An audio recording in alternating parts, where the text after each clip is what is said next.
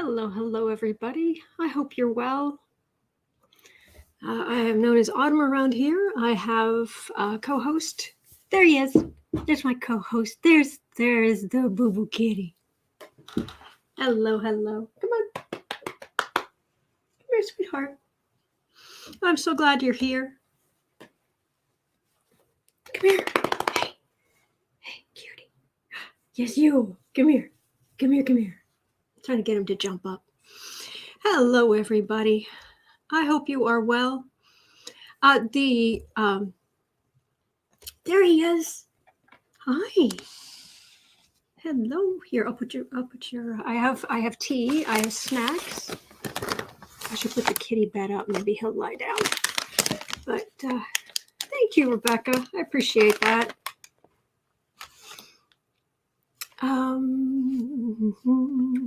All right. And Larry girl, you have gone above and beyond. Thank you so much. Oh my gosh. You are amazing. You are a trooper. Thank you. Hello, good boy. Here, let me get to bed. So I'm just kind of pulling things together at the moment. Okay, I'll just put this on my lap for right now while I put this here.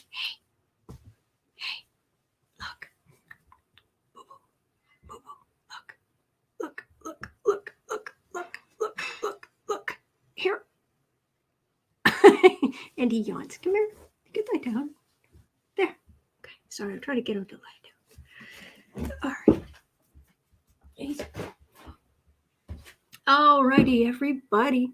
Hello. Thank you, Sharon. Okay, so what I'm going to do, okay, plenty of room. All right, I have tea. I have some snacks, and my goodness, I need this chocolate. Even right now.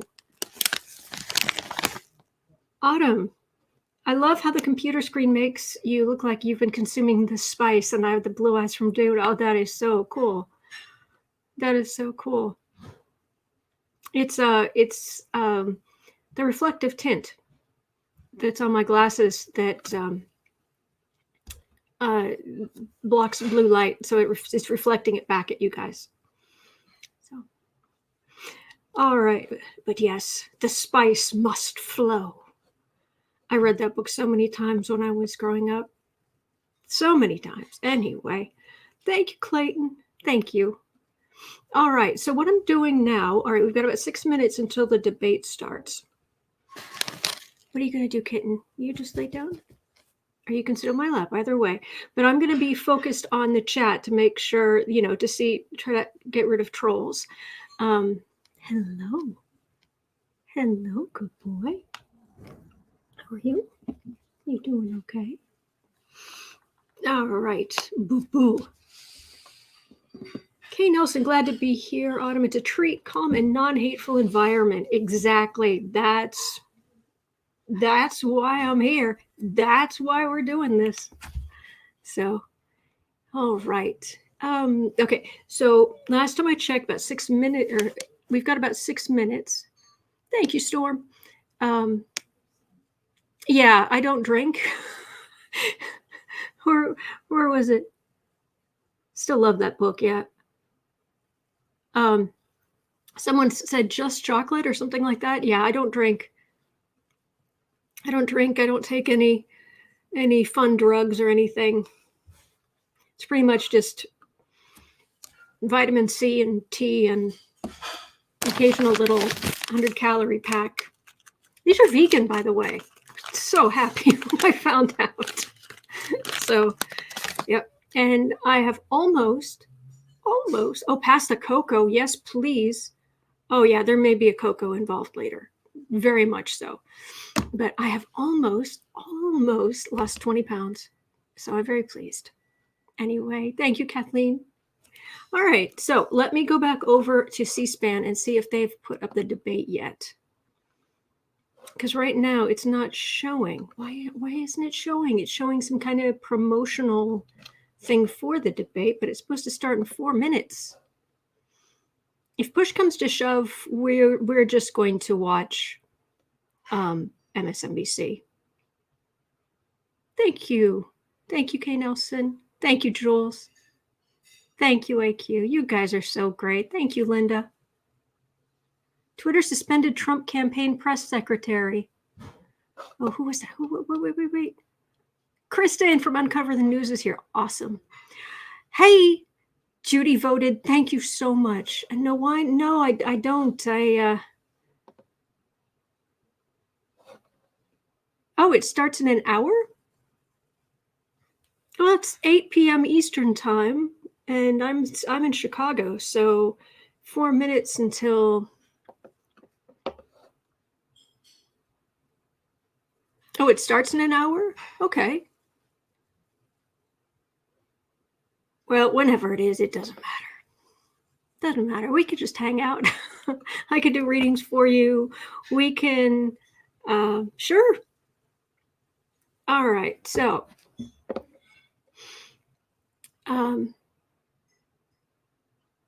yeah, if push comes to shove, we'll, here, let me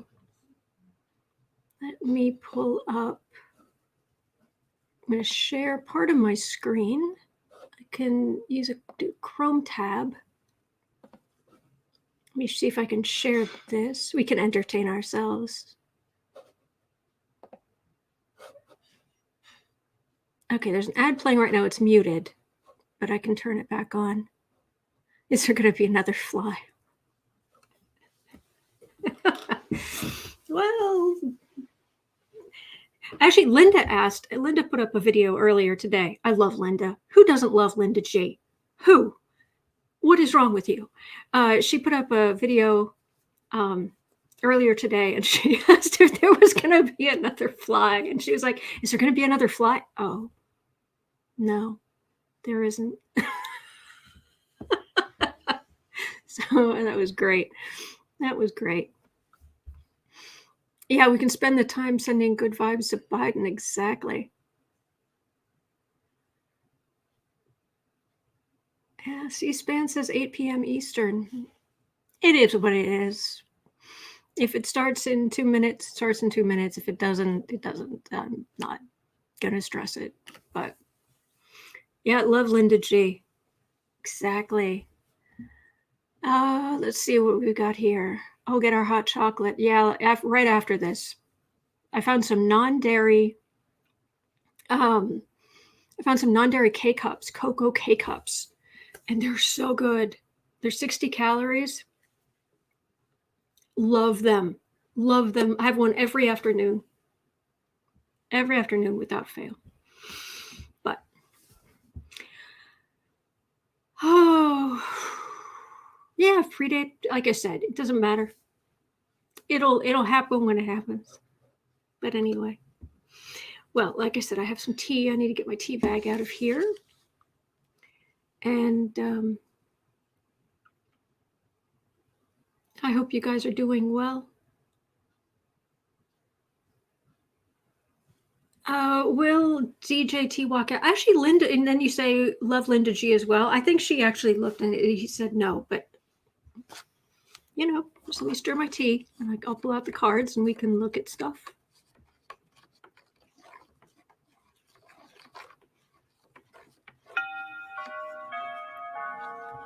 Oh. It's top of the hour. My phone does it at the top of the hour. Where do you find those cups? This? The K-cups. The K-cups. Amazon. Hang on. Let me go over here. Hello, sweetheart. Hello, cutie. Amazon. Let me go into my orders. Hopefully you're not seeing my... I think you can only see the one. Okay, let me unmute this.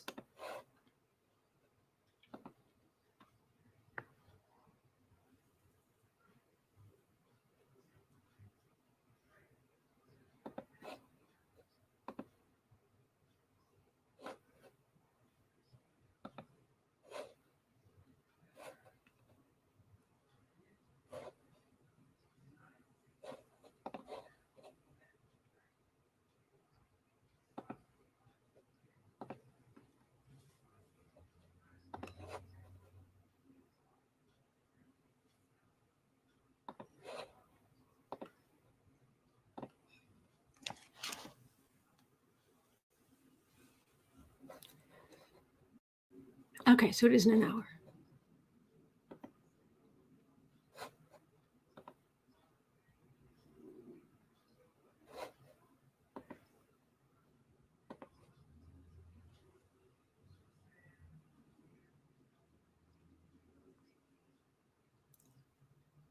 Thank you.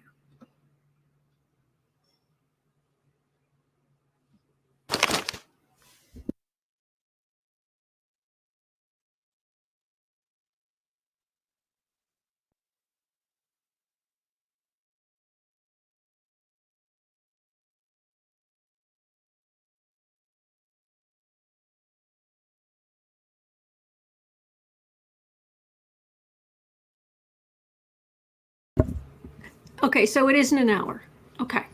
All right. Is that all right? We'll just watch this. Is that okay?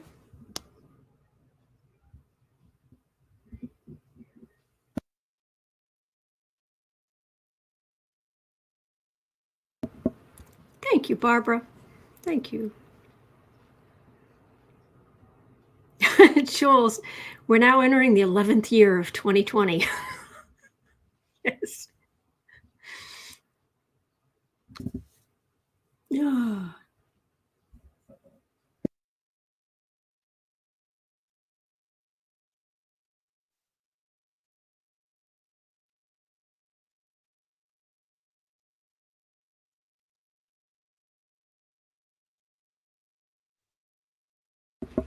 The debate starts in 1 hour. We're just hanging out.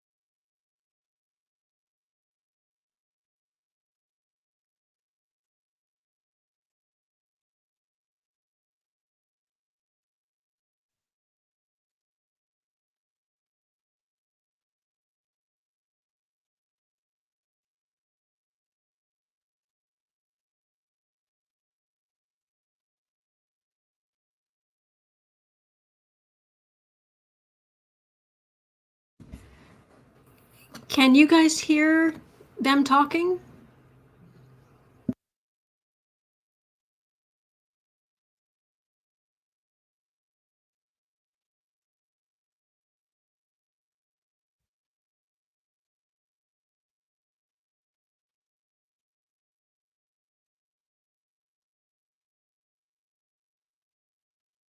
I think I know what I did wrong. Sorry about this. Hang on just a second. Share audio. That's what I forgot to do. I'm so sorry. Here we go. To make a case to the largest TV audience you're going to garner before an election, you were losing in every poll. And when I asked these folks, Okay, can you when hear was now? the last day, the last news cycle, lasting longer than 6 to 12 hours, that Donald Trump sustained an argument against Joe Biden? No one can answer the question. Now, he sometimes makes attacks against someone with the last name Biden, but he's not running for president. And he sustained a 4-day campaign against Tony Fauci after a 60 Minutes appearance. And he's now been at war with Leslie Stahl from 60 Minutes for, I think, about 22 hours. So that's all fine and good. It's his prerogative. But that is not how he closed 2016. In In 2016, he was running as an anti-war Republican, which appealed to Republicans, appealed to a lot of people after the wars in Iraq and Afghanistan. And he was running, and he was pointing, and he was looking, he was connecting with the forgotten men and women. He hasn't said a word about any of those things. Neither has he promised or explained why he didn't bring back manufacturing jobs. This is not the candidate who ran 4 years ago, and this is not the Trump coalition. And now his job tonight isn't just to, I mean, we should stop talking about the Trump voter. He's got them. You know, they're in the bank. They may be some of that vote that's already voted. His coalition fell apart the day after Election Day in 16. They showed us that in 18, and he's done nothing to bring one single member of that coalition back. And this days-long jihad against Tony Fauci, and now I expect we'll have more days against 60 Minutes, will do nothing to repair his political damage. Yeah, I mean, it's sort of like, to the points you made, right? He's not running to try to talk to the forgotten voter. He's actually running to kind of deride them. I mean, he goes to Erie, Pennsylvania. He goes to Iowa and says, I don't even want to be here. He does that all over the place. Why does he do that? Right. It's like, I don't, he's angry that he can't reproduce the conditions that got him elected. And you've seen him try really hard to reproduce those same conditions that existed against Hillary Clinton. Now, we have 13 days out from the election, that weird press conference by John Ratcliffe that tries to sort of reproduce the Comey moment, where like right before the election, there's an FBI bombshell that reshuffles the race again. But that fizzled because no one's buying that an order that, unless you want to get hurt, you're going to vote for Donald Trump, is designed to hurt Donald Trump. No one's buying what John Ratcliffe is selling. He ain't no Comey, right? No one's believing it. Then you have this attempt to sort of smear Joe Biden as this sort of lascivious figure, the thing that he faced in 2016. But people blew it off because they're like, but he speaks to me. He speaks to my soul somehow. But trying to sort of do like a weird QAnon on him and sort of like enlist him in this QAnon conspiracy, that's not going to work because there's just lots of tape of him being lascivious to his own daughter. So like none of that is working. So I think that Trump seems to be just feeling frustration. I have a Republican friend that I've talked to about it who knows the Trump world a bit, and it's like basically saying that Donald Trump is extremely frustrated because he only has that one playbook that he used against Hillary Clinton, and he doesn't understand why it's not working against Joe Biden. And for one thing, Joe Biden doesn't have the same sort of negative relationship with the media, let's just be blunt, that Hillary Clinton had for 40 years. And she doesn't have the same negative relationship built, you know, she had this thing built up against her for more than 40 years by the right, like that made her into this supervillain. Joe Biden is just Joe. He's a sort of amicable, you know, center-left figure that isn't in any way objectionable to people. So you just can't do the same thing. He's not a woman also. I think that helps. And so this whole playbook isn't working. I think he's just angry. I think he's just pissed off. And Joe, I mean, here's one thing. I don't think we can call it a playbook. I mean, he kind of like just ran an inside straight in 16. I don't think it was a play. No one sat around and made a plan. There was no playbook in 16. Those were his impulses, his instincts. Joe Biden is known too. I mean, the reason none of these attacks have landed, and someone said to me, there is a place in Trump's reptilian brain that knew that Joe Biden represented a threat to the Trump coalition. Well, that's why he got impeached. He got impeached. You know what this reminds me of? This reminds me of like the late seasons of The Apprentice, like when it wasn't working anymore, like when it wasn't entertaining anymore. And the thing that people who worked on The Apprentice will tell you is that Donald Trump really wasn't in The Apprentice that much. I didn't watch the show, but for those who watched it, think about it. Most of the show was like Omarosa and them doing a task. And they did a whole thing, and then they came in at the end, and he just came in and said, "You're fired." He was the Charlie's Angel figures, the guy in the speakerphone. He was the Charlie's Angels guy. But the more you actually experience him, for the first time, I think a lot of Americans who only knew him from The Apprentice are experiencing him full time, 24 hours a day, and they don't like it. I will say, counterpoint. In 2016, at this point in the race, everybody's talking right now about how much more money Joe Biden has than Donald Trump has. And Joe Biden is absolutely more than lapping Trump in terms of money. Trump had no money at this point in the race in 2016. He was below $20 million in terms of his campaign war chest at this point in the campaign in 2016. Completely outgunned financially and still won. I will also say every incumbent president blows their first debate and does terribly, which has the effect of boosting the other candidate and of lowering expectations for how the president's going to do in the subsequent debate. Now, usually there are 2 more debates. This year there's only 1, and so we don't know what that means. But I'm expecting a strong performance tonight from Donald Trump. I think that he's sometimes at his best when his back's against the wall because he doesn't take advice, but he does sometimes have good instincts about how to take other people down. I think the Biden campaign is maybe more confident than they need to be at this point. I don't think the Biden campaign They're is not confident. They are never. No, Democrats are never confident. It's not a thing Democrats know how to be. All right, well, let's put some numbers on this. For more on where the race stands heading into tonight's final presidential debate, let's turn to somebody who actually knows these things. Steve Kornacki. Steve, where do you think what should people understand about where the race is at right now? Yeah, let's take two different views of this. First, the 30,000-foot view. This is the national polling picture. Here's your national polling average coming into tonight. Biden with a lead basically of 8 points on average over Trump. Now, how does that compare to where we were at this same point 4 years ago? This same point far out from the election. And you can see it was October 27th, same number of days to the election. Clinton's lead at that point, 5.6, basically 5.5 points. Now, the key thing to remember, I think, when you see these numbers side by side, two things. Number one, Biden is over 50% in the average, and he's been over 50% for a while. Number two, this 5.6 number was on its way down at this point. We were 2 days out in 2016 from the Comey letter, the late development in that race. And by the end of the campaign, Hillary Clinton's average polling lead was about 2.5 to 3 points. So that's the question here. When you see about 8, is that going to stay at 8, or is that going to start to move down? Because that was part of the ingredients for Trump in 2016. The polling average nationally moved down at the end of that campaign. So let's see what happens there. Then there's the question here. Let's take a look at the battleground states in 3 categories. This first category, this is Biden's cleanest route to the White House. These are 3 states that Trump flipped in 2016, and you can see barely.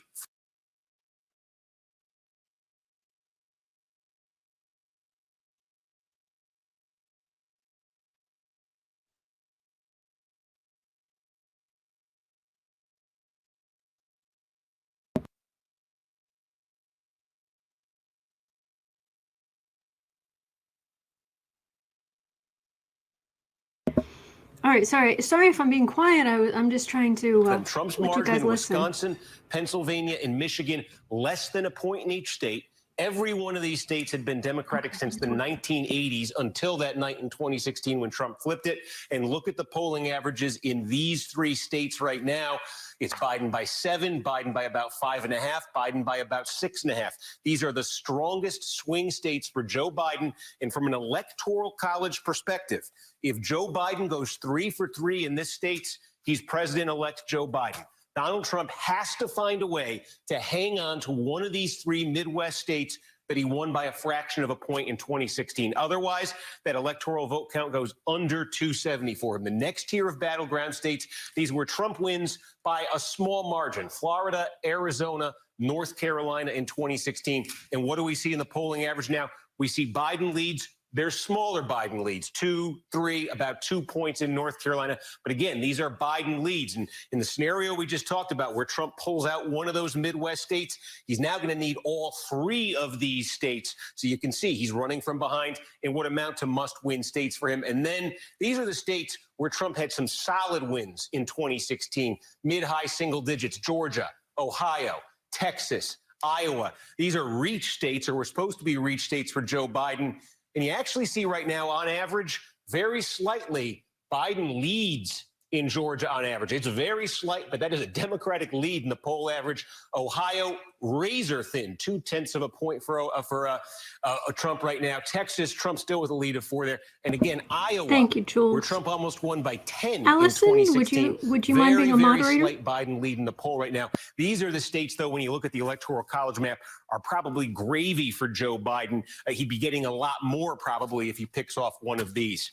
Steve Kornacki, thank you very, very much. That is clarifying and also sort of like just riveting in its clarity, actually.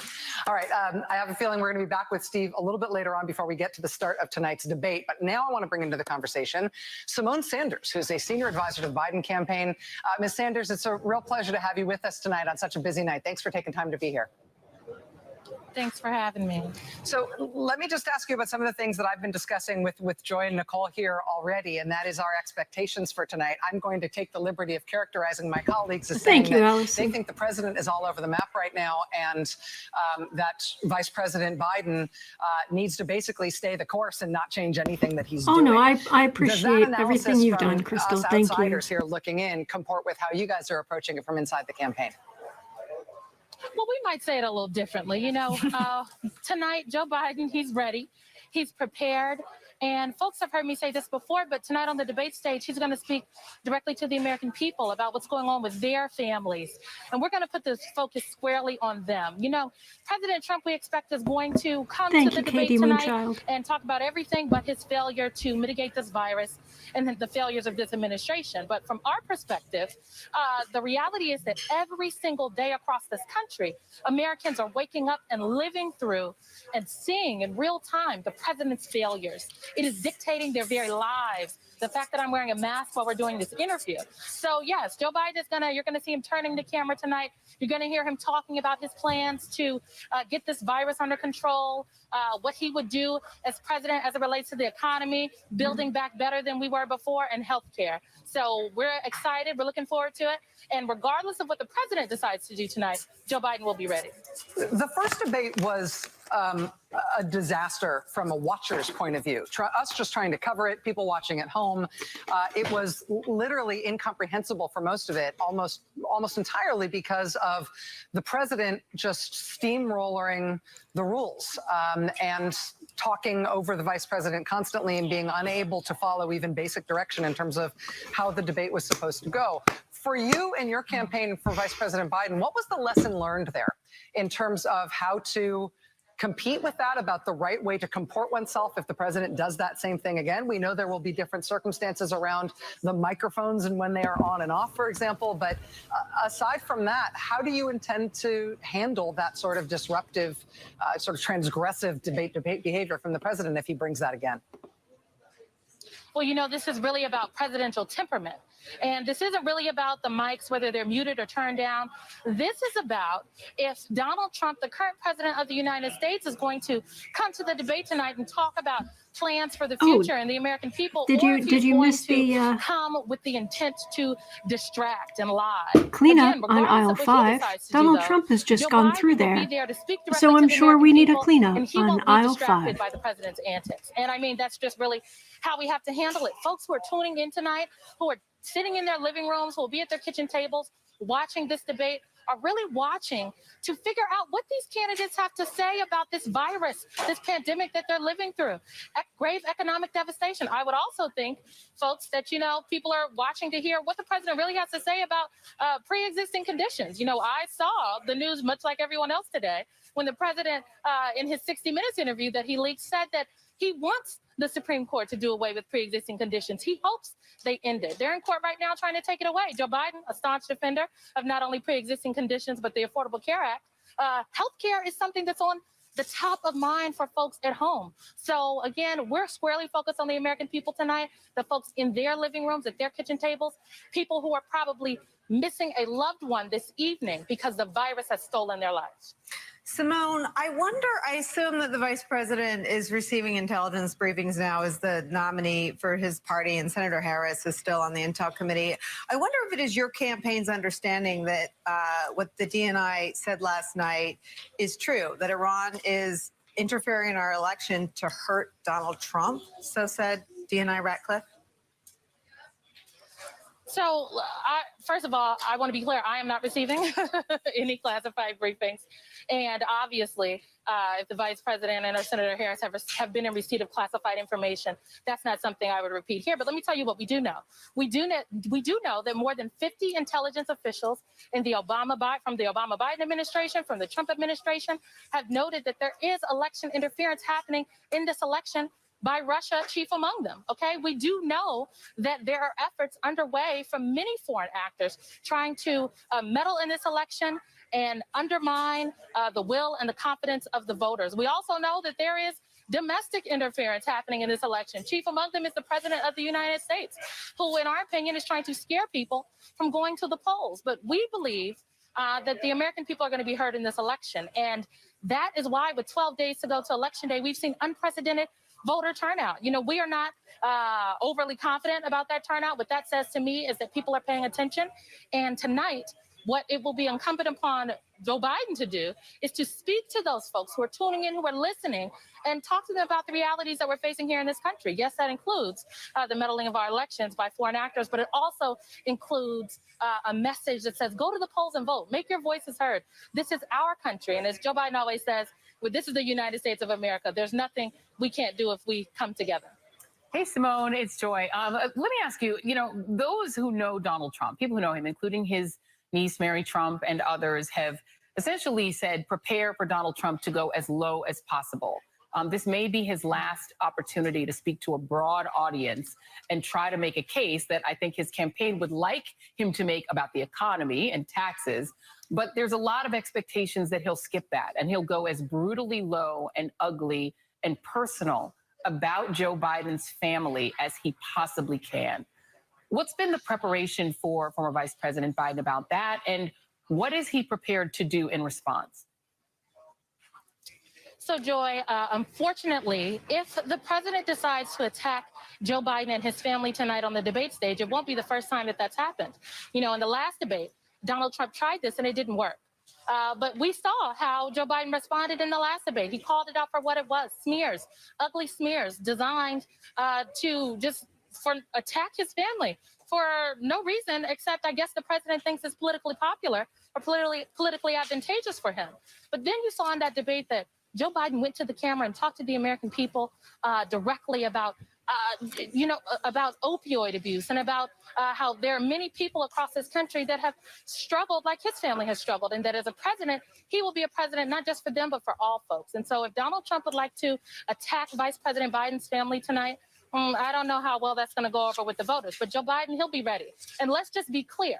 If the president decides to amplify these latest smears about the vice president and his surviving son, that is Russian misinformation. Okay, that is what he is doing, and we should call it as such. Simone Sanders, senior advisor to the Joe Biden campaign. Ms. Sanders, thank you so much for making time to talk with us on such a big night. We know you are hotly in demand right now. We appreciate you being here. Thank you, guys. I'll see you soon. All right. We are less than an hour away from the start of the next and final presidential debate. The news is still, of course, at a rolling boil. That never stops. We got lots more to get to tonight. Stay with us.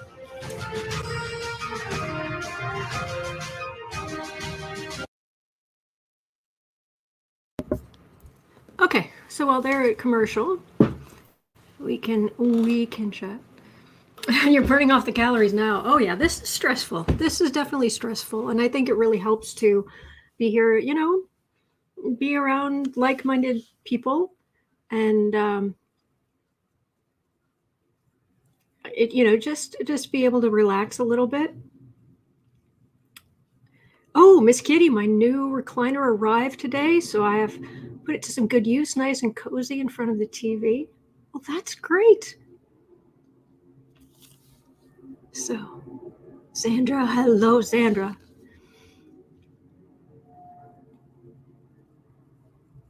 Knock on wood, it hasn't been bad so far with any trolls or anything. So, fingers crossed.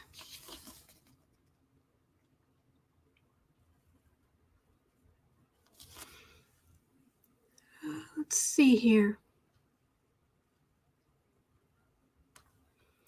Deseret, I left a $600 recliner at the old house. Ooh. Ooh, ow. Let me see here. All right, just seeing if there's anything else. She might pull out the cards. Why not? Why not? Why not? Since I'm here. Larry, I'm sure that will change as soon as it starts. It could be. It could be. You guys are just so sweet. I don't know how we managed to just gather together such nice people, but I'm so glad. Yes, putting white light around Biden. Absolutely. Thank you, Cheryl. McConnell's hands are discolored.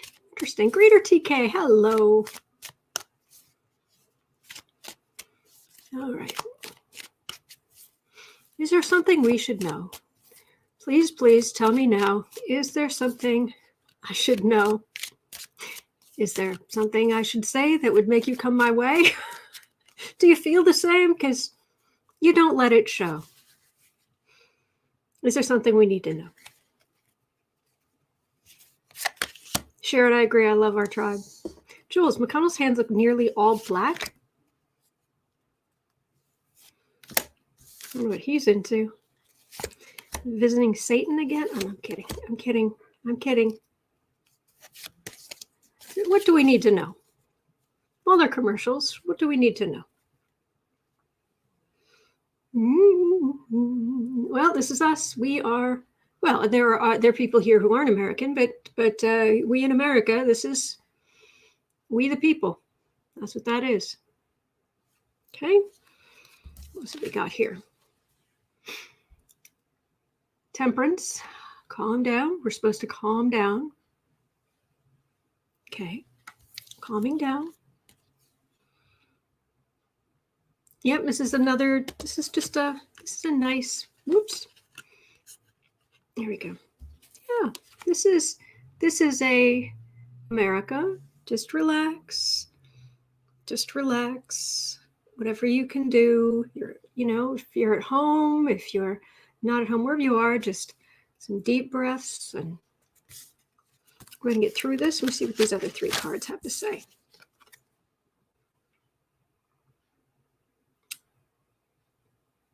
Okay.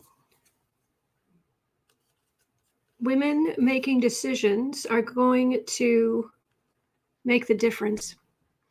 It's women voters who are really going to get rid of the Orange Menace. It's women voters mainly.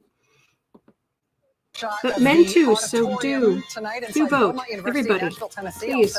Men, women, gender rebels. Now you will see there on the stage, if you look closely, the lights are dim, but you can still see the podiums are quite far apart from each other, as they should be. No plexiglass barriers between the podiums on the stage. The Commission on Presidential Debates tells NBC News that they had initially planned for there to be plexiglass between the 2 candidates, but the commission and their medical advisor decided that they would take down those barriers after both candidates tested negative for COVID today. That decision apparently also involves some consultation with the nation's top infectious disease expert, Dr. Anthony Fauci, who of late has become one of the president's favorite punching bags, even though he's one of the most trusted people in the country. One of the primary topics in tonight's debate will be fighting the coronavirus. We are currently losing that battle by basically every imaginable metric. Our beloved colleague Chris Hayes, the host of All In, has been looking at the latest on where we are on COVID heading into this final debate tonight. How do they know Trump is Rachel, has a negative I wish test? that I was coming to you tonight with some good news, but there is very little to be found. The fact is that the coronavirus is raging across the country, utterly uncontrolled right now. We are now experiencing the much feared and much predicted fall outbreak, and this is arguably as bad a spot as we have been in since March. Things could get much, much worse very quickly, as many health experts have been warning. According to the COVID Tracking Project, there were over 76,000 new cases today, the second most recorded in a single day in this country. 7 states posted daily records on Thursday. The death toll just today was over 1,100 of our fellow Americans, the highest since the middle of September. That is going back up, as you can see on that chart. And what makes this even worse in April and midsummer is those outbreaks were fairly localized. They were intense, brutal outbreaks, but they were largely concentrated in a few different metro areas. This outbreak we are in right now is broadly distributed throughout the country. It is in many rural areas with little hospital capacity, and it shows no sign of abating. The worst hotspot in America right now is North Dakota, which earlier today confirmed over 1,000 new cases in the state. For context about how bad things are there, if North Dakota was a country, it would have the worst coronavirus outbreak in the entire world on a per capita basis. I want to say that again. North Dakota has the worst COVID outbreak in the world right now. But the outbreak is not just North Dakota, it's everywhere. New York State, where the first outbreak was so terrible, just reported the most new cases since May. That's not great. The governor of Indiana is deploying the National Guard to help nursing homes. The University of Michigan has ordered students to shelter in place on campus as cases skyrocket. Wisconsin just admitted its very first coronavirus patient to a field hospital the state had to set up in a state fair park. And a hospital official in Twin Falls, Idaho said, quote, "This is the worst spot we've ever been in. We're getting to this point where if we're needing to transfer patients out, it's not clear where we're going to be sending them." And despite all of that, there is still no national strategy from President Trump about how he stopped this virus from raging out of control and killing thousands and thousands and thousands of Americans who do not need to die. In the video you guys were talking about before, Trump released because he thought it would reflect well on him. The president told CBS's Leslie Stahl he got stuck with COVID and it was not his fault. The president got top-line medical care paid for by people American who are passing taxpayers. away. Most people are not that lucky, and until How someone is steps in to help the illness them, going to go? they are stuck with it too. They're attacking it greatly. There are people around the world Chris dealing Hayes, with host it of All now, In a resurgence with as Chris well. Hayes. I will just Please say be that safe out questions there. about Please, COVID I'm begging you, seem be to be one of safe. the things that really Wear sets this gloves, president wipe off, things down. I'm begging. in terms of being unable to Please. handle answering questions. So we're watching right now, I believe, I stand corrected if I'm not right, but I believe that is the Biden motorcade arriving at the site of tonight's presidential debate. We're going to take another quick break here. We're steaming toward the top of the hour, and we expect this debate to start. Okay, please see if it's going to come down to the popular vote or an electoral vote. Okay, Spirit Clue, let me have a look at that. Popular vote or electoral vote?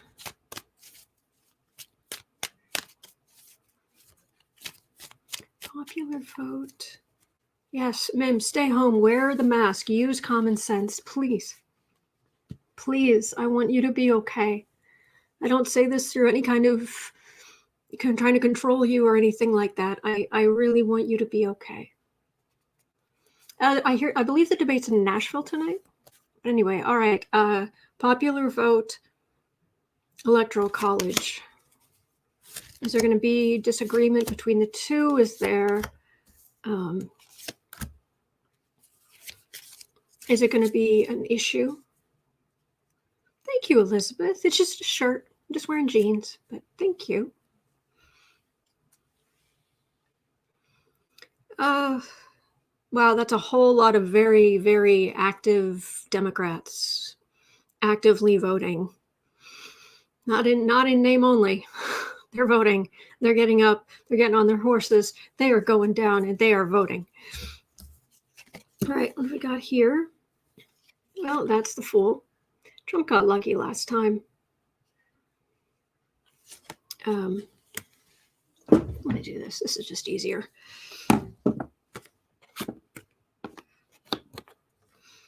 Okay. Trump got lucky last time with the electoral college versus the popular vote. And then this is, yeah, because they got help from overseas. The ships coming in. See the little ships there coming in? How Axios says how Trump plans to dramatize the Hunter Biden emails during the debate. Oh.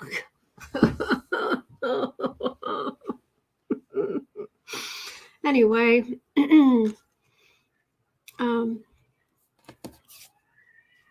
so it's not the leaves, it's the gold, it's the electoral pentacles that got Trump in before. This time, judgment is huge, major arcana, strong and swift, and people are hurting, and there are fewer. This is the sick and the poor.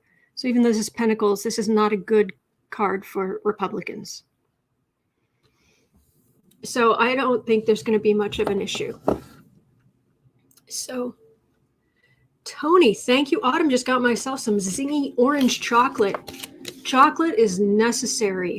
Seriously, if you guys were here, I'd have made cupcakes and cookies and you name it. All right, and once the debate starts, I'm going to switch it. You'll just see the debate while it's on, okay? So you won't see me. So, but I'll be keeping an eye on the chat and our amazing moderators. You guys are just amazing, and I've done so much to help out. So thank you. You make this possible because I don't think I could keep up. So, oh, Sharon, chicken sandwich here at 5:34 p.m. supper time. Okay, so you're West Coast, guessing. It does red Autumn with their chef's hat on. Laura, did I always have long hair? I have it for my adult life. When I was growing up, it was about yay long. So,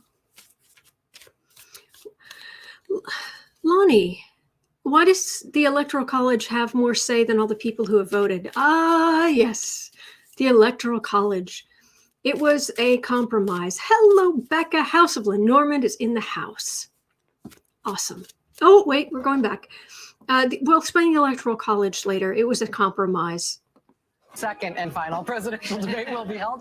Earlier today, ahead of tonight's debate, the president tried to one-up the CBS News show 60 Minutes, maybe, by preemptively posting on Facebook a White House recording of his 40-minute sit-down interview with veteran reporter Leslie Stahl. This was the interview that the president apparently ditched and ran out on before it was over because he didn't like Stahl's questions.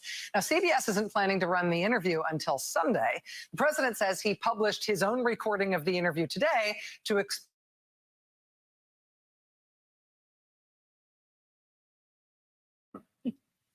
Actually, what the president made clear by posting this interview is that he doesn't like what he considers to be tough questions, including tough, seemingly simple questions like, why don't you tell people to wear masks?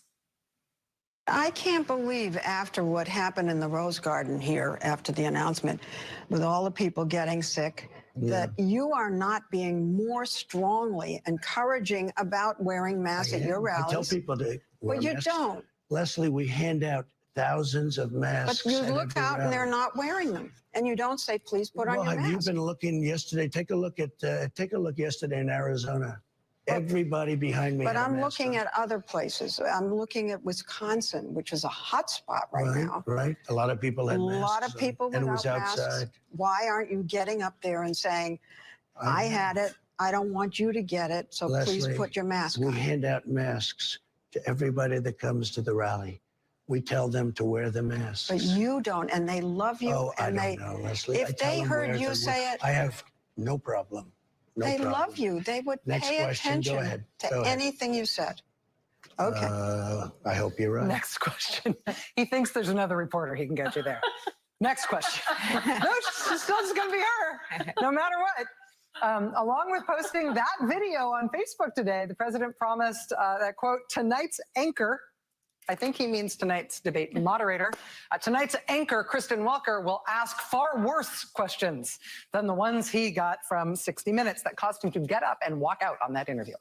The president has spent the last few days publicly attacking Kristen Welker at his rallies and on Fox News and on Twitter and to other members of the press, trying to undermine her ahead of the debate tonight, trying to work the refs like he always does.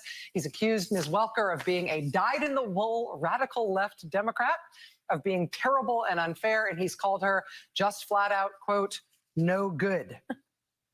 Actually, in reality, you should know that Kristen Welker is very good, among the best there is in this business. She is scrupulously fair. She works incredibly hard. She is always prepared. She always knows what she is talking about. You cannot push her around, and you could not find an ounce of bias in her if you had a Geiger counter, a dowsing rod, and $1 million bounty to do it. But good luck trying to work that ref hard enough to get yourself an easy night. I will say, I'm sorry to effuse there a little bit, but I feel defensive about our colleague. Joy, does the working the ref thing help? I don't think it's going to work on Kristen Welker, but does it work in terms of creating perceptions of the audience and expectations in the audience that are beneficial to the president? I think, yes, I think it works for his audience. I think that it sets him up that if he does a poor job, it gives him somewhere to go to blame. He can just blame it on Kristen Welker, but it only works with his audience. And I will say that among the people who agree with you, that Kristen Welker is literally one of the best in the business. Myself, I am one of the people who agrees with you, Nicole, but also Donald Trump. Because Donald Trump was praising her. We played it earlier on my show. He was praising her to the high heavens when she first got onto the Today Show. He was like, congratulations, what a good hire. You're going to be great. He agrees that Kristen Welker is one of the best in the business. He's only doing this because he probably thinks he might not do well and might not get good reviews, and he's setting it up so he can try to blame Kristen for his own failure. It should also be noted that he and his campaign agreed with the Commission on Presidential Debates as to who all the moderators should be. Nobody is moderating a debate that both campaigns didn't agree to. And I think Rudy, represented him. There's a direct line from one man's brain to the other. I think something to keep in mind when you watch this is, one, his audience is is a lot. His audience is the country tonight, and his audience is not going to like it if he attacks her and if he walks out. I think he's creating a permission structure for himself to do what you said at the beginning. I wrote down your very good words: performative petulance. Yeah. He is creating the conditions for his own performative petulance tonight. So if he storms out, or if he gets muted and has a fit, he has to do, and he has told us that these attacks are fake. He has told, He told Leslie Stahl that these attacks are fake. He told the editor of the New York Times, "Oh, I'm sorry that I endanger journalists in war zones and all over the world. I got to do it. What I got to do." I mean, he has told us that he gaslights for kicks. He has told us he starts fights with the media so that Twitter is titillated all day long. He has told us that this is what he does. We know he doesn't mean these things about Kristen Welker. I have to just say, I was on a Zoom with Kristen a couple weeks ago. She had papers, all over the place. And the people who have done the most damage to Donald Trump, not just among a general public, but among his own coalition. Again, that 2016 coalition is what he hasn't been able to reassemble, have been the most prepared journalists. And that's Savannah Guthrie, Jonathan Swan, and it would appear from what we've seen in the 60 Minutes interview, Leslie Stahl, and Kristen Welker is very much a journalist in that mold. And can I say that, Donald Trump tonight is supposed to try to change the position that he's in right now with 12 days to go. He only has time.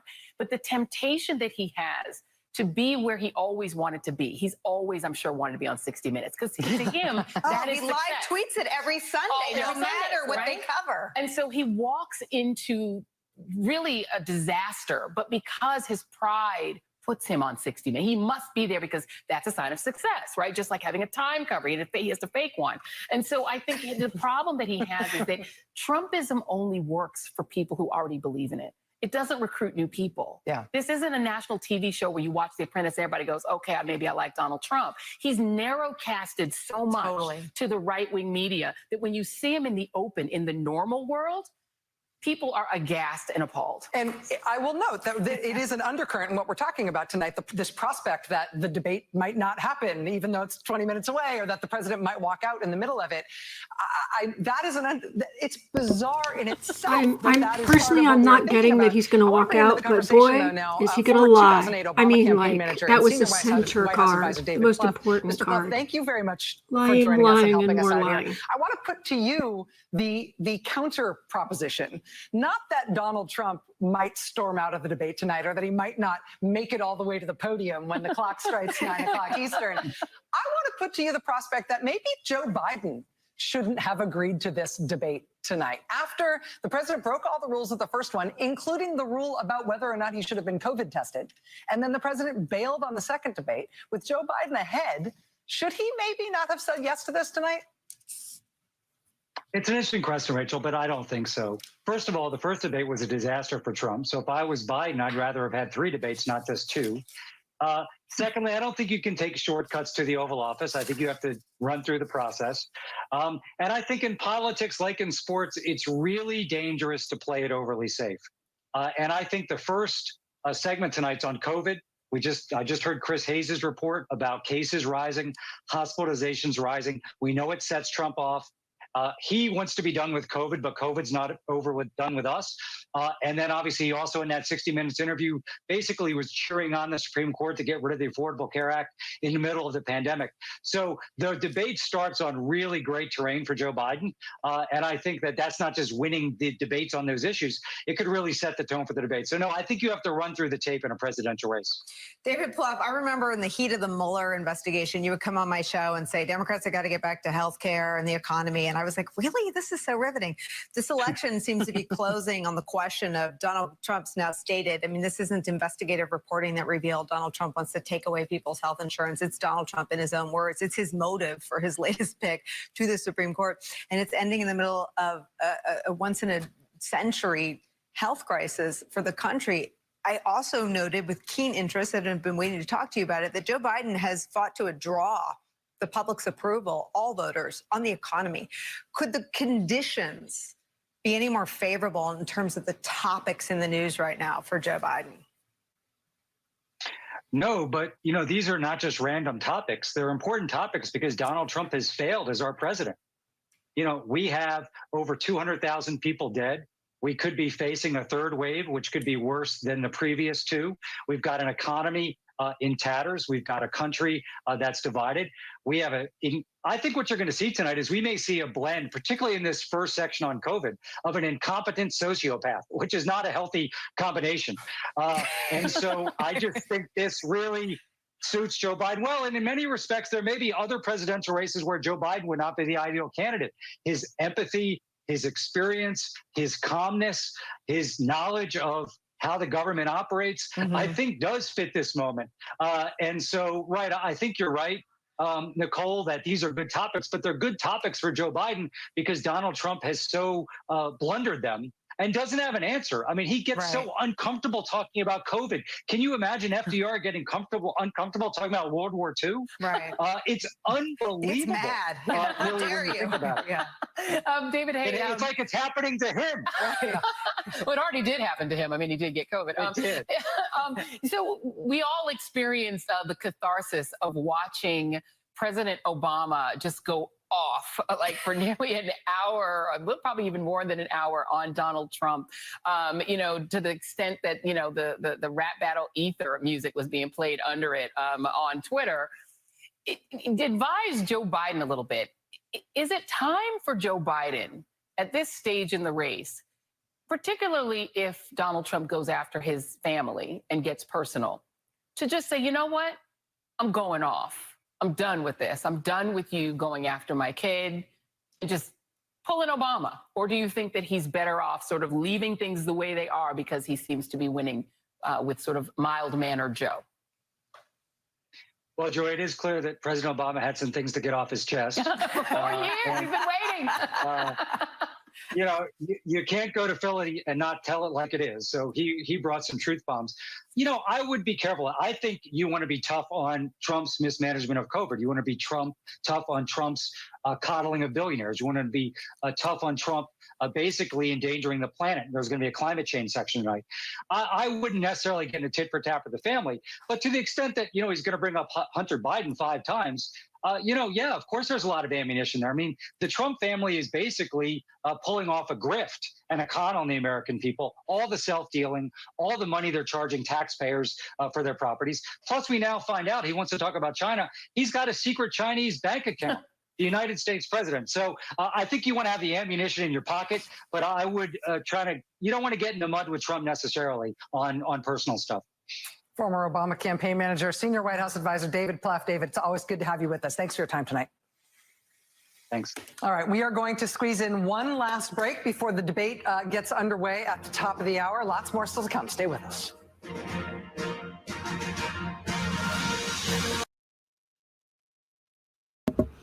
Okay. Thank you, Deb. Yeah, thank you, Deb. That was very sweet. Thank you. And thank you to everybody who's been so nice. I really appreciate it. You guys are great. And I'm so glad I'm here with you. Thank you so much. Thank you, Geek Hillbilly. All right, what I got for how is Trump going to do tonight? He's going to lie. He's going to lie up one side, down the other. And then someone asked, how is Joe going to do tonight? So I looked, and what it was showing was it was showing him, he's going to get the middle, the center card was the fisticuffs. The fisticuffs card, the 5 of Wands. So he'll push back somewhat, probably not as much as, but he's going to get attacked. He knows that. So, but at the end, the last 2 cards, well, okay, here, they're right here. They're right here. These are the cards. All right. Joe Biden, he's used to being beaten up by Trump by now. It's like, yeah, whatever. And it's going to be hard to get under his skin because he's like, but Trump's support is waning. And so Trump going out there and acting like an idiot doesn't help him. And there's Trump going out there and acting like an idiot. And that's the center card. So that's the most important. Okay. Final two cards. How is Joe Biden going to do tonight? World card, Lovers.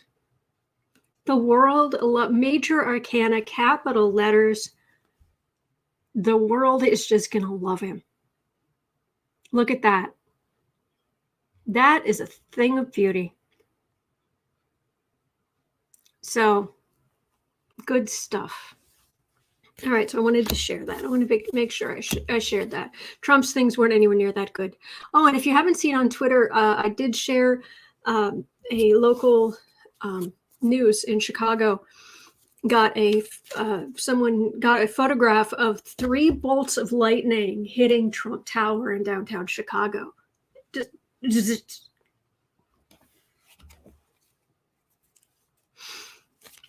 And yeah, I think I saw someone earlier said something like that. That's a tower moment. Literally 3 bolts of lightning. So, all right. Okay, Coop. Yes, I saw that. Okay. So, I think we lost Becca, but that's okay. That's okay. She may come back. Hey, CO. Oh, and Denise saw it too. Good, good. All right. It happened recently. I don't know. I don't know the exact date, but apparently it happened recently. So, all right. And no, I doubt anyone is hurt. There are all kinds of with the storms that come through Chicago, because it's, you get all the Great Plains, and storms come up, and tornadoes and storms and what have you, and they hit Chicago. It's like Chicago's like the first thing that's higher than this, that the storms run into for thousands of miles. Yeah, they can take all kinds of electrical shock. They're built to take all kinds of electrical shock. All right. So, okay, are you gonna give me sound? I just clicked on you. And greet the There we audience go. and lay down the ground rules for tonight's debate. I'm such a dork. It's one of my favorite things about debate nights, when they come out and they say, "You're And not well, going anything's wrong," better precisely than twice. listening to once now and once when we bring it. I love it. And when the mics aren't open, we all have to, pick up the Vamp. pieces. Yeah, exactly. Sorry, I just got lost. We are going to hear that in just a moment. I will go to it, even if there's no sound. We're just gonna do that. But first, we're going to go back to Steve Kornacki, as promised. Steve, on election night, again, 12 days from now, there's a question as to when we are going to know whether election night something we should think of as election week or election month. And the question of the state of Florida, Thank you so much, Larry Girl. and whether Okay. or not their results are going to be determinative, both in terms of the election and in terms of how long we're all watching TV that night. Yeah, I think Florida's a really interesting one to zoom in on. Here are some early poll closing times on election night. The vast majority of Florida closes 7 p.m. Eastern, and I'm circling it because it's important from the Electoral College standpoint. It's also a state that administratively was kind of doing COVID elections before there was a COVID. Heavy mail-in voting, heavy early voting, processing the ballots early, figuring out how to get results reported out quickly. So the potential exists to get a lot of results pretty quickly from Florida. And the Electoral College implications, this is 2016. This is where Trump landed, 306 in 2016. If Trump loses Florida, just put that blue just to show you what it would do. That wouldn't knock Trump under 270, but that would put him on the cusp of falling under 270. And at that point, if Trump does not get Florida, North Carolina, for instance, would put Biden over the top. Or if Biden weren't to get North Carolina, a Pennsylvania would put Biden over the top. Or a Michigan would put Biden over the top. You get the picture here? Anything in the Midwest, a Georgia, a North Carolina, he would effectively be one state away, Biden would, from the presidency, if he could get Florida. It's a huge if. This was a Trump win in 2016. Republicans were resilient there in 2018. But of course, we've seen in the polling in Florida, senior citizens, we've seen it in Florida nationally. It's a worrying sign for Trump. So Florida could be an early readout for us. Well, okay, let's drill down on some of that a little bit. Steve Kornacki, thank you very much. Of course, one of the potentially determinative factors in Florida in Arizona, potentially even in a state like North Carolina, is the Latino vote. And so as we head towards the start of the debate tonight, we want to bring in somebody who knows quite a lot about Latino outreach on a presidential campaign. Paola Ramos was deputy director of Hispanic media for the Clinton campaign in 2016. She's now correspondent for Vice News and an MSNBC contributor. She's also the author of Finding Latinx, in search of the voices redefining Latino identity. Paola, it's great to have you with us tonight. Thank you so much for joining us. Thanks for having me. So whenever the cameras aren't on and we are talking amongst ourselves, what we're talking about is the Latino vote in Arizona and Florida in terms of trying to figure out what's about to happen. What do you think a national audience should understand about those dynamics right now? First of all, that the Latino vote is not a monolith, right? And both Arizona and Florida tell you exactly why. Now, in Arizona, I was just there last week, you have the young Latino vote, right? A lot of young Latino voters will be voting because they saw their parents be criminalized by legislations like SB 1070, right, by Sheriff Joe Arpaio. And so there's a strong Democratic leaning there.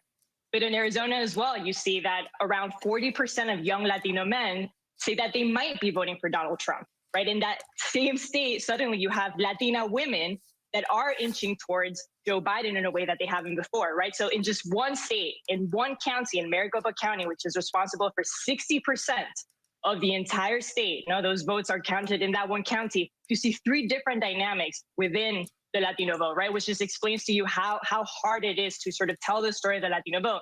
Forget about Florida, right? In Florida, 70% of the electorate Trump's going to win is Florida. Latino. 30% is the famous Cuban vote. And so the question is, will Cuban voters go again for Trump, or These will are it be the another older 2012 voters in dynamic where Florida. suddenly the younger Cuban Americans voted for someone like Going President for- Barack Obama? Trying to- Paola, do you see it the looks like they're candidates going for appreciating Biden in their campaigns, appreciating because that of the diversity corruption, but and let me double tailoring check their on this. campaigns and their outreach to different Latino communities in ways that show that they understand those differences? Not yet, right? I think we're starting to see, and I think all people need to understand, all people need to see to understand how diverse we are is just look at the Latinos that are running for Congress, right? If some of these folks win, suddenly you're going to see the first gay Latina in Congress. You're going to see the first queer Latino, the first Afro-Latina in Congress, the first Latino Arab. That is the future of the Latino vote, right? That is the Latino community. So let me refresh. I think they get it more, the right? I think they're paying more MSNBC attention, but I still think they're very scared to ask basic questions. Paola Ramos, feed. former deputy director. Because someone was asking, why is it delayed? Well, part of it's delayed because it's going through my system through YouTube, and there's a delay, and there are delays along the way. But let me see if I can make sure I'm as caught up as possible.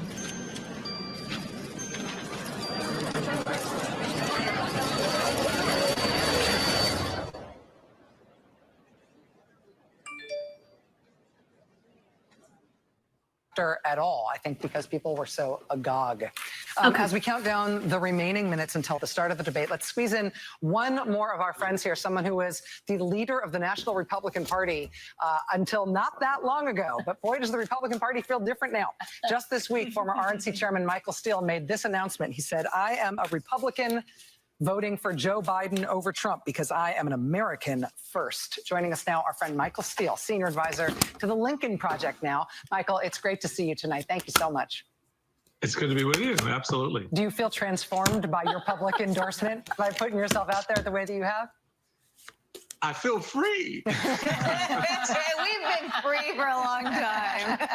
although I think I have to comment on the performance petulance, Rachel. Awesome. Love it. Thank you. I'm working on my alliteration. I think Trump may be looking for some, Viagra, supplement on that. But the reality of it is he's got to come with the A game tonight. And he's got to work hard to convince the American people to give him 4 more years, which is something he has not done yet. So this is his last opportunity, because after tonight, with 40 million Americans already having voted, where do you go if you don't close that deal? Michael, do you think that the Biden campaign should have learned anything from debate 1 in terms of dealing with the steamroller effect of Trump just running through all the rules, all the talking over? I mean, maybe that'll be for fixed tonight with this Florida. thing What they're I'm gonna do getting with is turning that off Republicans one have of them's taken it mics for when the other one granted. is talking. But do you think Biden And there's should Trump thinking he's adjust got to it set. the way Trump behaved But in this is a debate 1? partnership with Democrats, Yes, a absolutely. weakening of The one thing I Republican would do power if and I the were rise of in the vice Democratic president's power. shoes is pace myself. Let Trump get it out of his system. Because crossed. the more he shows his behind, the better it is for you And to once come in over the things top. start, I'm going to as reasonable, get rid of myself, so solid, you'll just see speaking to the American people. debate. Okay? Don't try to do the engaged thing. Don't take the bait on Hunter. I know it's your son. Don't take the bait. Get it one time and move on, because everything after that is gratuitous. So the reality for Trump is he's going to try, instead of doing what I said before, convince Americans to reelect him, he's going to try to draw Biden into the murky quagmire of his soup. The reality for Biden is, I'm not doing that. America, this is what I need you to know in the last 2 weeks of this campaign and why you need to vote for me for president. And I think if he does that, he'll get by all this crazy tonight on his way to an election on 2 weeks from this past Tuesday, and then getting a transition to become president. Michael Steele, I don't know if you heard the oh bleep from Republicans in Congress that I heard when the World Series ad from Joe Biden debuted, and it was clear that Joe Biden is running as an American president. He's just running as though he has the job of healing the country, repairing our economy by healing sick Americans and sick towns and sick counties, and bringing the country together, even if they don't all agree with him, by highlighting the endorsement from Cindy and in the name of her late husband, John McCain, by sort of running as the bigger man. What do you think the forecasts are for the Senate majority and the numbers in the House? I think it's tough. I think no one understood what a lot of us were trying to say 6, 8, 9, 10 months ago about tethering themselves so closely to Donald Trump in what was obviously a toxic environment, made more so by his absolute abject failure to address COVID-19. Their silence, their complicity is now come back home to nestle right around their ankles. They can't get off of it. They can't move away from it. And the American voter is looking at them the same way they look at Trump, as a disappointment, and are ready to make a change. Michael Steele, former Republican Party chairman, senior advisor now to the Lincoln Project. Michael, it's always great to see you. Thank you so much. It's going to be a big night. Good to see you guys. All right, wouldn't be the same without you. We are about 1 minute away. I've realized that we've been talking a lot about what we expect. All right, I'm going to switch over to the full screen of the debate, but I'll be in the chat and we'll be keeping an eye out for trolls. A lot of hang anticipation in for me there. is whether or We're in not this Biden is going to together. go hard We're at going to Trump get through on the it, okay? Chinese There are good days finances story. ahead. That was There in the New are. York Times. I mean, the And president there are has good a hours secret, ahead previously after undisclosed the Chinese bank it's account, coming and in on. his first year in office, Hang in there. You're not managed alone. to get $25 million cash out of China, including Chinese government-linked sources. I mean, if the Democratic side wants to be on offense here, there's plenty to be on offense about. That isn't even just about his record as president. That's about the corruption side. And Obama had the killer line. He said, if it happened to me, that Fox News would be calling me Beijing Barry. I mean, there's a way to use that as a really effective cudgel. Well, and there's the fairness argument that Donald Trump pays no taxes. He pays more taxes to China than he does in the United States. He still gets $100,000 worth of health care and is trying to take care of health care. I think there's a fundamental fairness argument that Donald Trump is the elite who's getting all of these benefits and giving you nothing. All right. Well, we are now just at the start of the third and final presidential debate of the 2020 election season. Whew, here we go. Good evening from Belmont University in Nashville, Tennessee. I'm Kristen Welker of NBC News, and I welcome you to the final 2020 presidential debate between President Donald J. Trump and former Vice President Joe Biden. Tonight's debate is sponsored by the Commission on Presidential Debates. It is conducted under health and safety protocols designed by the Commission's health security advisor. The audience here in the hall has promised to remain silent. No cheers, boos, or other interruptions, except right now, as we welcome to the stage former Vice President Joe Biden and President Donald J. Trump.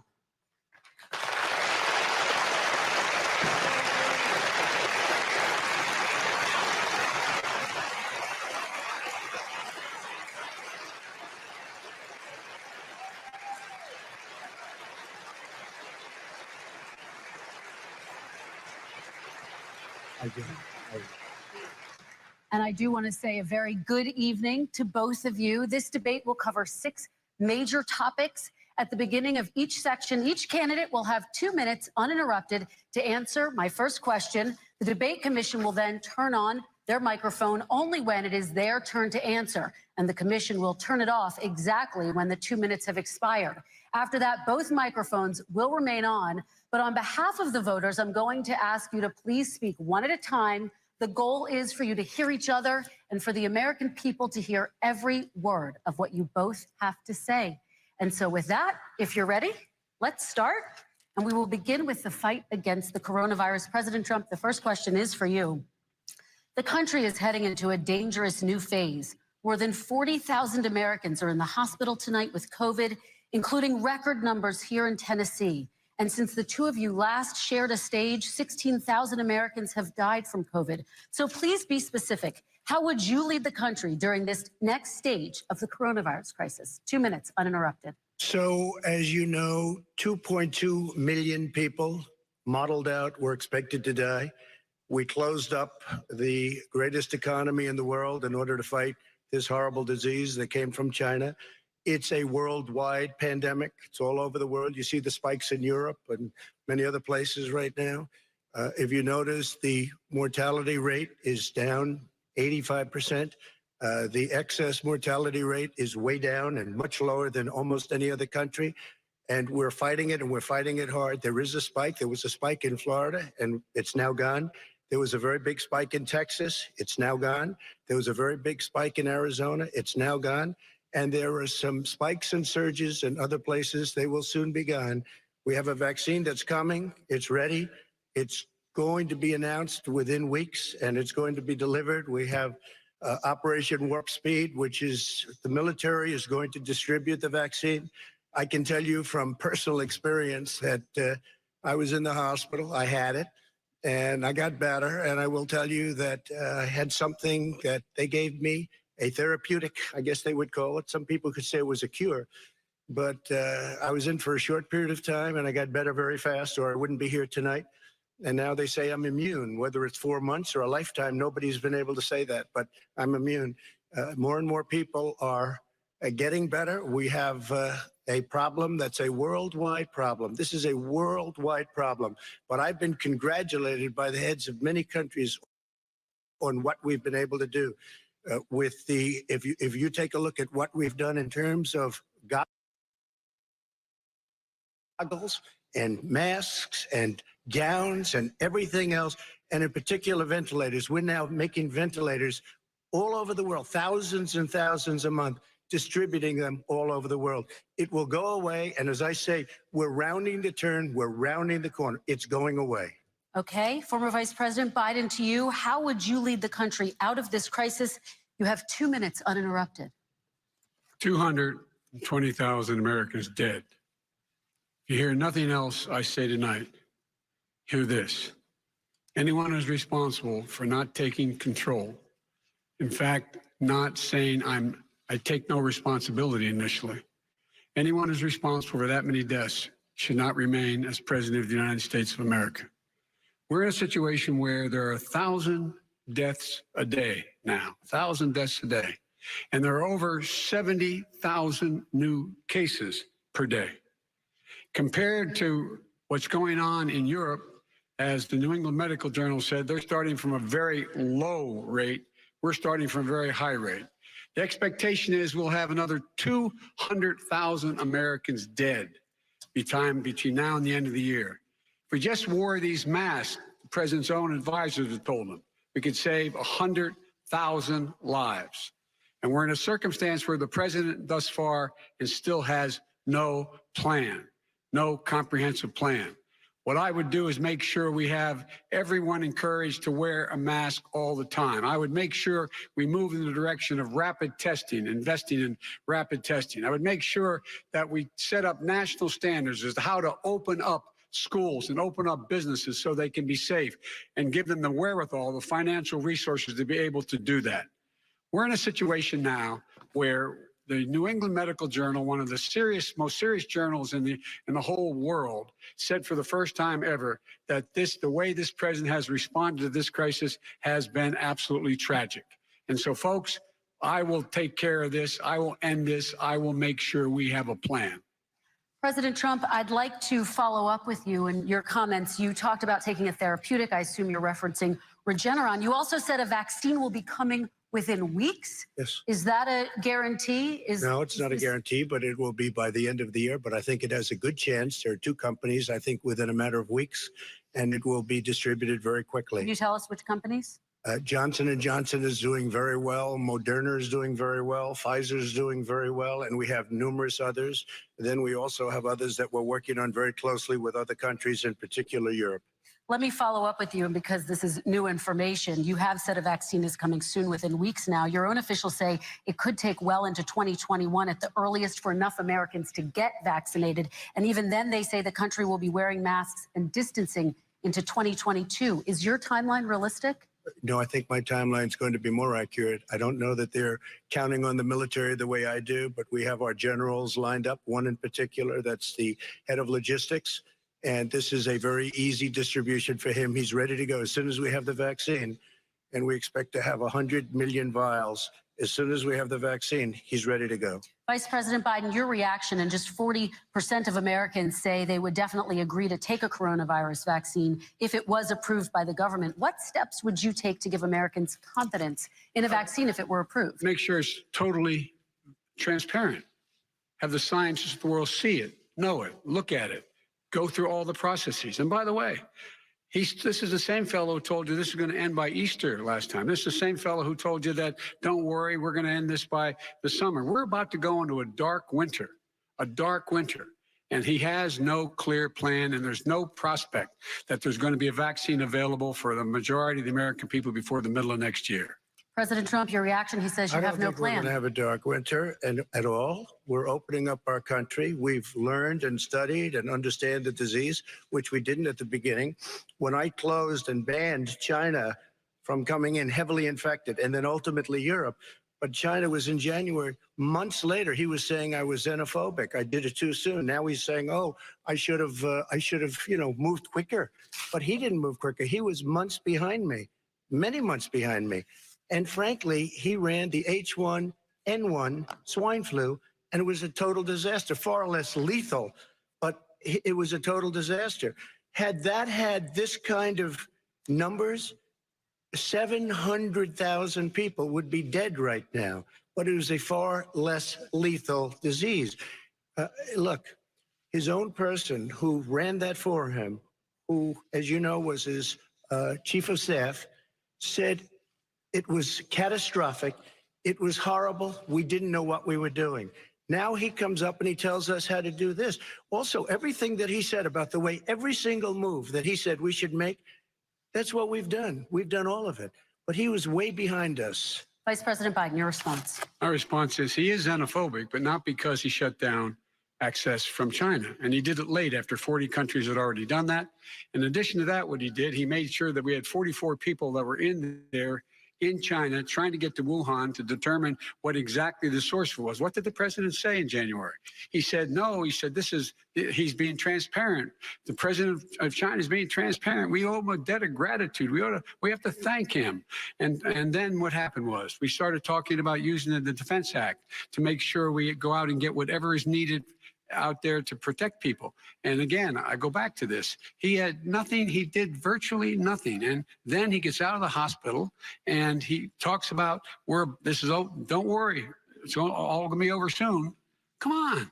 There's not another serious scientist in the world who thinks it's going to be over soon. President Trump, your reaction? I say over soon. I say we're learning to live with it. We have no choice. We can't lock ourselves up in a basement like Joe does. He has the ability to lock himself up. I don't know. He's obviously made a lot of money someplace, but he has this thing about living in a basement. People can't do that. By the way, I, as the president, couldn't do that. I'd love to put myself in the basement or in a beautiful room in the White House and go away for a year and a half until it disappears.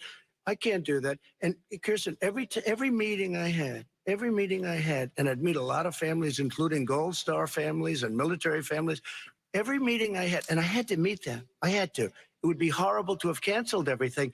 I said, this is dangerous. And you catch it. And, I caught it. I learned a lot. Great doctors, great hospitals. And now I recovered.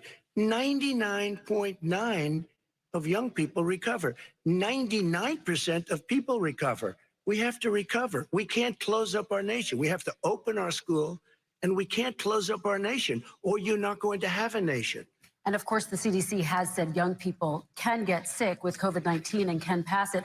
Vice President Biden, I want to talk broadly about strategy, though. Can I respond to that? 30 seconds, please, and then I have a question. No, number one, he says that we're learning to live with it. People are learning to die with it. You folks home will have an empty chair at the kitchen table this morning. That man or wife going to bed tonight and reaching over to try to touch their, out of habit, where their wife or husband was, is gone. Learning to live with it. Come on. We're dying with it because he's never said, you said it's dangerous. When's the last time? Is it really dangerous still? Are we dangerous? You tell the people it's dangerous now? What should they do about the danger? And you say, I take no responsibility. Let me talk about your two. Excuse me, I take full responsibility. It's not my fault that he came here. It's China's fault. And you know what? It's not Joe's fault that he came here either. It's China's fault. They kept it from going into the rest of China for the most part, but they didn't keep it from coming out to the world, including Europe and ourselves. Vice President Biden. The fact is that when we knew it was coming, when it hit, what happened? What did the president say? He said, don't worry, it's going to go away. Be gone by Easter. Don't worry. The warm weather. Don't worry. Maybe inject bleach. He said he was kidding when he said that, but a lot of people thought it was serious. A whole range of things the president has said.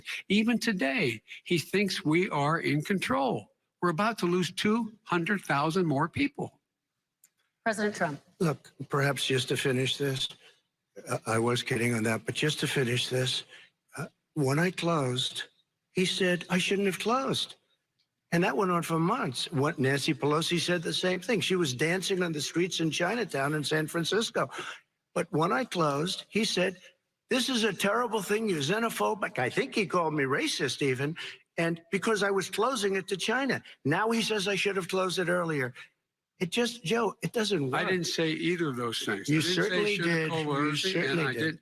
I talked about a xenophobia in a different context. It wasn't about closing the border to Chinese coming to the United States. All right, I want to talk about both of your different strategies to handle. He thought I shouldn't have closed the border. Well, that's obvious. Do you want to respond to that quickly, Vice President Biden? Okay. Let's talk about your different strategies toward dealing with this. Mr. Vice President, you suggested you would support new shutdowns if scientists recommended it. What do you say to Americans who are fearful that the cost of shutdowns, the impact on the economy, the higher rates of hunger, depression, domestic and substance abuse outweighs the risk of exposure to the virus? What I would say is I'm going to shut down the virus, not the country. It's his ineptitude that caused the country to have to shut down in large part. Why businesses have gone under, why schools are closed, why so many people have lost their living, and why they're concerned. Those other concerns are real. That's why he should have been, instead of in a sand trap in his golf course, he should have been negotiating with Nancy Pelosi and the rest of the Democrats and Republicans about what to do about the acts they were passing for billions of dollars to make sure people had the capacity. But you haven't ruled out more shutdowns. Well, no, I'm not shutting down the name, but there are, look, you need standards. The standard is if you have a reproduction rate in a community that's above a certain level, everybody says, slow up, more social distancing, do not open bars and do not open gymnasiums, do not open until you get this under control, under more control. But when you do open, give the people the capacity to be able to open and have the capacity to do it safely. For example, schools. Schools, they need a lot of money to open. They need to deal with ventilation systems. They need to deal with smaller classes, more teachers, more pods. And he's refused to support that money, or at least up to now. Let's talk about schools. President Trump, I think we have to respond, if I might. Please, and then I have a follow-up. Thank you, and I appreciate that. Look, all he does is talk about shutdowns, but forget about him. His Democrat governors, Cuomo in New York, you look at what's going on in California, you look at Pennsylvania, North Carolina, Democrats all, they're shut down so tight and they're dying. They're dying. And he supports all these people. All he talks about is shutdowns. No, we're not going to shut down, and we have to open our schools. And it's like, as an example, I have a young son. He also tested positive. By the time I spoke to the doctor the second time, he was fine. It just went away. Young people. I guess it's their immune system. Let me follow up with you, President Trump. You've demanded schools open in person and insist they can do it safely. But just yesterday, Boston became the latest city to move its public school system entirely online after a coronavirus spike. What is your message to parents who worry that sending their children to school will endanger not only their kids, but also their teachers and families? I want to open the schools. The transmittal rate to the teachers is very small, but I want to open the schools. We have to open our country. We're not going to have a country.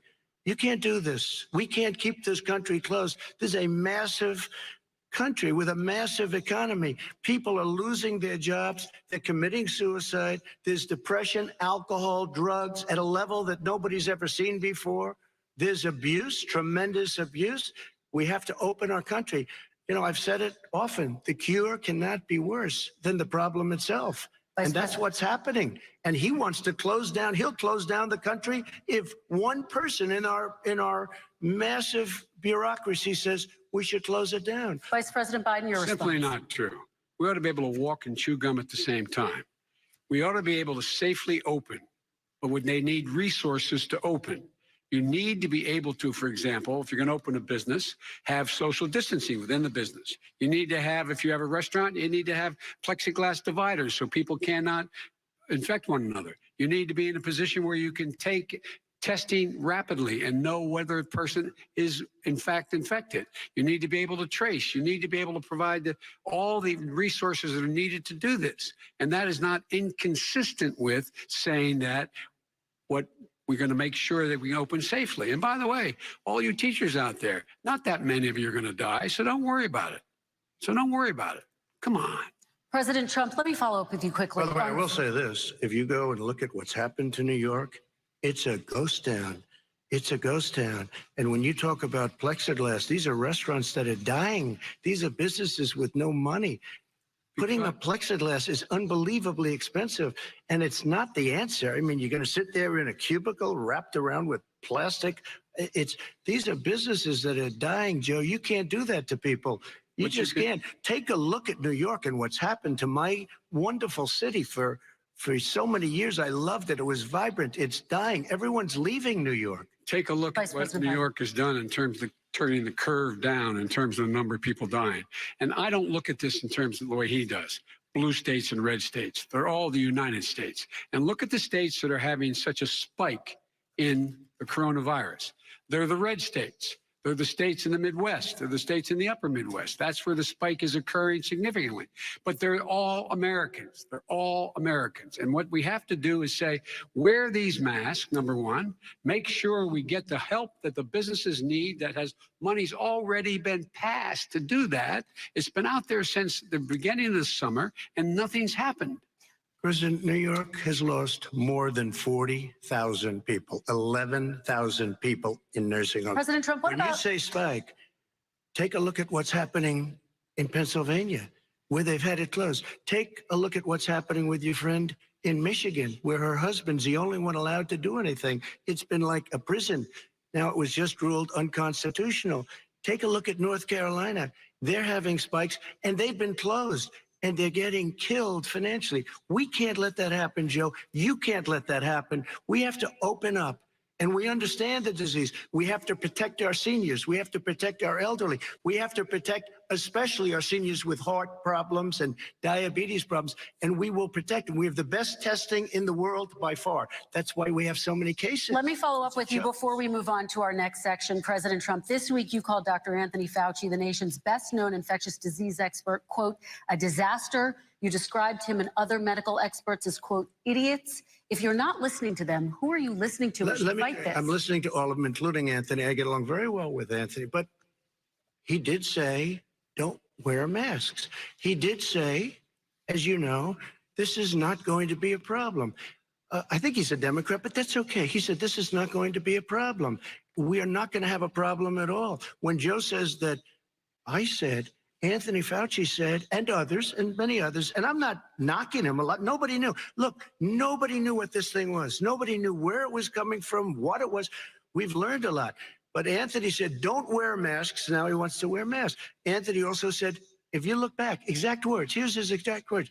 This is no problem. This is going to go away soon. So he's allowed to make mistakes. He happens to be a good person. Vice President Biden, your response quickly, and then we're going to move on to the next section. My response is that think about what the president knew in January and didn't tell the American people. He was told this was a serious virus that spread in the air, and it was much worse than the flu. He went on record and said to one of your colleagues, recorded, that in fact he knew how dangerous it was, but he didn't want to tell us. He didn't want to tell us because he didn't want us to panic. He didn't want us. Americans don't panic. He panicked. But guess what? In the meantime, we find out in the New York Times the other day that, in fact, his folks went to Wall Street and said this is a really dangerous thing. And a memo out of that meeting, not from his administration, but from some of the brokers, said sell short because we got to get moving. It's a dangerous problem. Well, this is I'm going to give you 30 seconds to respond, and then we're going to move on. I don't know. Somebody went to Wall Street. You're the one that takes all the money from Wall Street. I don't take it. Joe, you have raised a lot of money, tremendous amounts of money. And every time you raise money, deals are made, Joe. I could raise so much more money as president and as somebody that knows most of those people. I could call the heads of Wall Street, the heads of every company in America. I would blow away every record, but I don't want to do that because it puts me in a bad position. And then you bring up Wall Street. You shouldn't be bringing up Wall Street because you're the one that takes the money from Wall Street, not me. I could blow away your records that like you wouldn't believe. We don't need money. We have plenty of money. In fact, we beat Hillary Clinton with a tiny fraction of the money that she was able. All right, gentlemen, we're going to move on. Don't tell me about Wall Street. Average contribution, $43. All right, we're going to move on to our next section, which is national security. And I do want to start with the security of our elections and some breaking news from overnight. Just last night, top intelligence officials confirmed again that both Russia and Iran are working to influence this election. Both countries have obtained U.S. voter registration information, these officials say, and Iran sent intimidating messages to Florida voters. This question goes to you, Mr. Vice President. What would you do to put an end to this threat? You have 2 minutes uninterrupted. I made it clear, and I ask everyone else to take the pledge. I made it clear that any country, no matter who it is, that interferes in American elections will pay a price. They will pay a price. And it's been overwhelmingly clear this election, I won't even get into the last one, this election, that Russia has been involved, China has been involved to some degree, and now we learn that Iran is involved. They will pay a price if I'm elected. They're interfering with American sovereignty. That's what's going on right now. They're interfering with American sovereignty. And to the best of my knowledge, I don't think the president said anything to Putin about it. I don't think he's talking to him a lot. I don't think he said a word. I don't know why he hadn't said a word to Putin about it. And I don't know what he has recently said, if anything, to the Iranians. My guess is he'd probably be more outspoken with regard to the Iranians. But the point is this, folks. We are in a situation where we have foreign countries trying to interfere in the outcome of our election. His own national security advisor told him that what is happening with his buddy, I will. His buddy, Rudy Giuliani, he's being used as a Russian pawn. He's being fed information that is Russian, that is not true. And then what happens? Nothing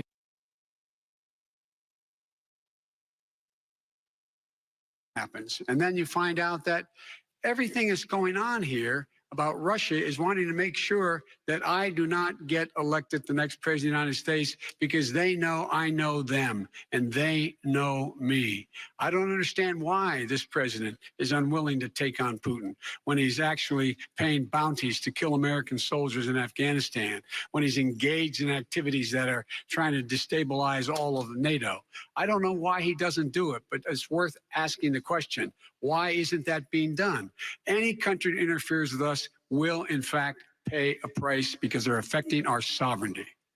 President Trump, same question to you. Let me ask the question. You're going to have 2 minutes to respond. For 2 elections in a row now, there has been substantial interference from foreign adversaries. What would you do in your next term to put an end to this? 2 minutes uninterrupted. Well, let me respond to the first part as Joe answered. Joe got $3.5 million from Russia, and it came through Putin because he was very friendly with the former mayor of Moscow, and it was the mayor of Moscow's wife. And you got $3.5 million.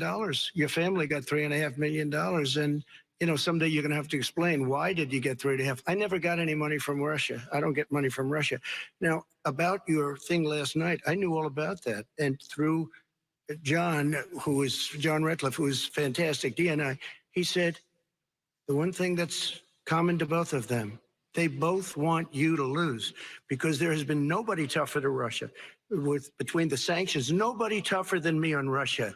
Between the sanctions, between all of what I've done with NATO, you know, I've got the NATO countries to put up an extra $130 billion, going to $420 billion a year. That's to guard against Russia. I sold, while he was selling pillows and sheets, I sold tank busters to Ukraine. There has been nobody tougher on Russia than Donald Trump.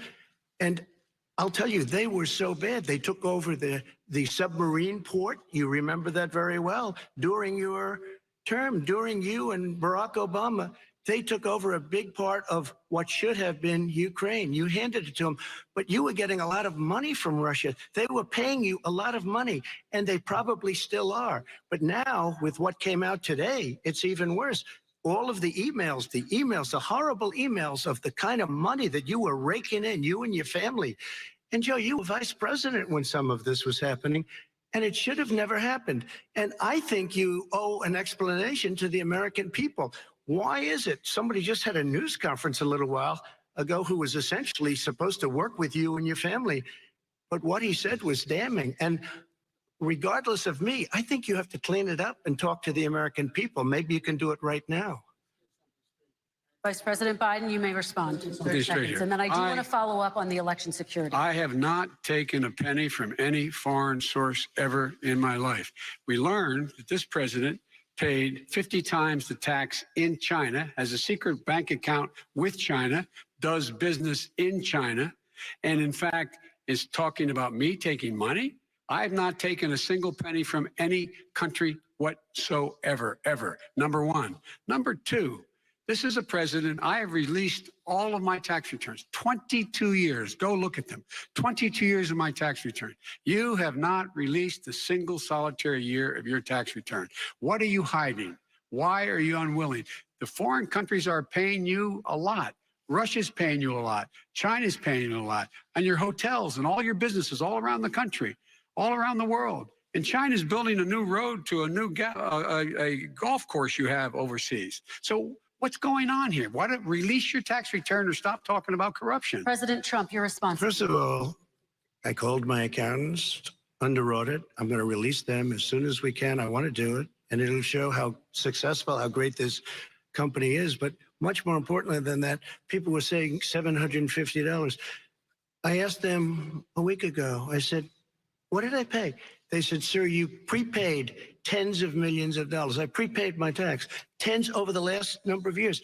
Tens of millions of dollars I prepaid because at some point they think it's an estimate. They think I may have to pay tax. So I already prepaid it. Nobody told me that. Did your accountant Nobody tell told you that. Excuse me. And it wasn't written whenever they write this. They keep talking about $750, which I think is a filing fee.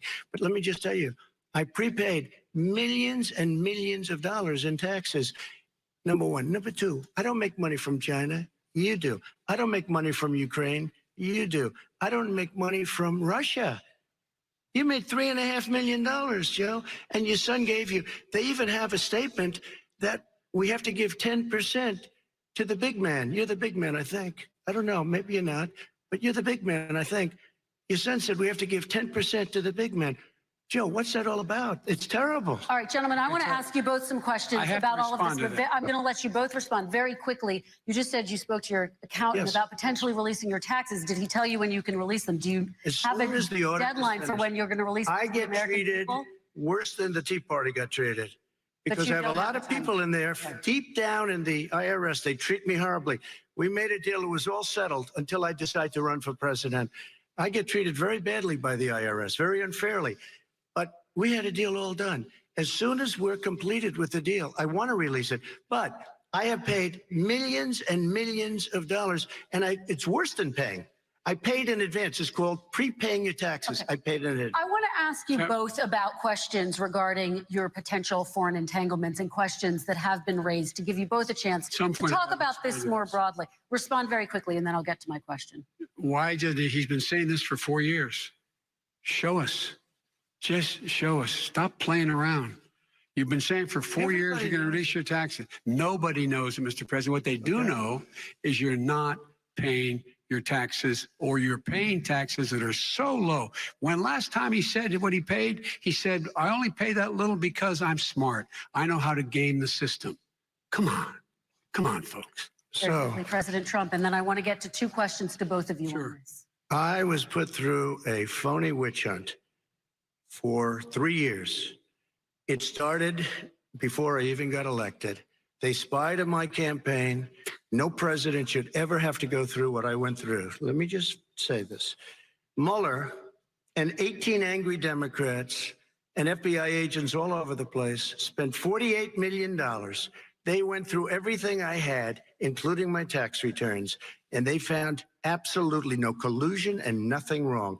48 million. I guarantee you, if I spent 1 million on you, Joe, I could find plenty wrong, because the kind of things that you've done and the kind of monies that your family has taken. I mean, your brother made money in Iraq. Millions of dollars. Your other brother made a fortune, and it's all through you, Joe. And they say you get some of it, and you do live very well. You have houses all over the place. You live very well. All right, gentlemen, let me just ask some questions about all of this broadly. Vice President Biden, there have been questions about the work your son has done in China and for a Ukrainian energy company when you were vice president. In retrospect, was anything about those relationships inappropriate or unethical? Nothing was unethical. Here's what the deal. With regard to Ukraine, we had this whole question about whether or not, because he was on the board, I later learned of a Burisma, a company, that somehow I had done something wrong. Yet every single solitary person, when he was going through his impeachment, testifying under oath who worked for him, said, I did my job impeccably. I carried out U.S. policy. Not one single solitary thing was out of line. Not a single thing, number one. Number two, the guy who got in trouble in Ukraine was this guy trying to bribe the Ukrainian government to say something negative about me, which they would not do and did not do, because it never, ever, ever happened. My son has not made money in terms of this thing about, what are you talking about, China. I have not had, the only guy made money from China is this guy. He's the only one. Nobody else has made money from China. President Trump, let me ask my question to you. But could I just one thing? Very quickly. His son didn't have a job for a long time, was sadly no longer in the military service. I won't get into that. And he didn't have a job. As soon as he became vice president, Burisma, not the best reputation in the world. I hear they paid him $183,000 a month. Listen to this. 183, and they gave him a $3 million upfront payment. All right. And he had no energy. I'm going to let the vice president respond to that quickly, and then I need to get dishonest. to a question to you. Very No quickly, basis for Vice that. Everybody investigated that. No one said anything he did was wrong in Ukraine. Okay, President Trump, this is for you. Since you took office, you've never divested from your business. You've personally promoted your properties abroad. A report this week, which was referenced, does indicate that your company has a bank account in China. So how can voters know that you don't have any foreign conflicts of interest? I have many bank accounts, and they're all listed, and they're all over the place. I mean, I was a businessman doing business. The bank account you're referring to, which is, everybody knows about it, it's listed. The bank account was in 2013. That's what it was. It was opened it was closed in 2015, I believe. And then I decided, because I was thinking about doing a deal in China like millions of other people. I was thinking about it, and I decided I'm not going to do it. Didn't like it. I decided not to do it. Had an account open, and I closed it. Okay. Excuse me. And then, unlike him, where he's vice president and he does business, I then decided to run for president after that. That was before. So I closed it before I even ran for president, let alone became president. Big difference. He is the vice president of the United States, and his son, his brother, and his other brother are getting rich. They're like a vacuum cleaner. They're sucking up money every President Trump, place he thank you. We goes. do need to move on. I do want to ask you, Vice President Biden, about China. Let's talk about China more broadly. There have, of course, President Trump has said that they should pay for not being fully transparent in regards to the coronavirus. If you were president, would you make China pay? And please be specific. What would that look like? What I'd make China do is play by the international rules, not like he has done. He has caused the deficit of China to go up, not down, with China. up, not down. We are making sure that in order to do business in China, you have to give all your intellectual property. You have to have a partner in China. It's 51%. We would not do that at all, number one. Number two, we're in a situation where China would have to play by the rules internationally as well. When I met with Xi, when I was still vice president, he said we're setting up air identification zones in the South China Sea. You can't fly through them. I said we're going to fly through them. We just flew B-52, B-1 bombers through it. We're not going to pay attention. They have to play by the rules. And what's he do? He embraces guys like the thugs like in North Korea and the Chinese president and Putin and others, and he pokes his finger in the eye of all of our friends, all of our allies. We make up we're 25% of the world's economy. We need to be having the rest of our friends with us saying to China, these are the rules. You play by them or you're going to pay the price for not paying by them economically. That's the way I will run it. And that's what we did in upholding steel tariffs and a range of other things when we were president and vice president. All right, let's talk about North Korea. Excuse me, no, I have to respond to that. Okay, very quickly, and then we're going to move on to North Korea. With $1.5 billion from China to manage after spending 10 minutes in office and being in Air Force Two, number one. Number two, there's a very strong email talking about your family wanting to make $10 million a year for introductions. President Trump, on China policy, though, what specifically are you going to do? What specifically are you going to do to make China pay? You've said you're going to make them pay. China is paying. They're paying billions and billions of dollars. I just gave $28 billion. New sanctions? I just gave $28 billion to our farmers. Taxpayers' money. It's what? Taxpayers' money. Didn't come from China. You know the taxpayers. It's called China.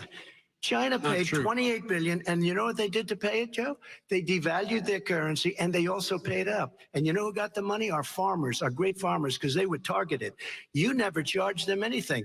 Also, I charged them 25% on dumped steel because they were killing our steel industry. We were not going to have a steel industry. Okay. And now we have a steel industry. Okay, Vice President Biden, your response, please. Our response is, look, this isn't about, there's a reason why he's bringing up all this malarkey.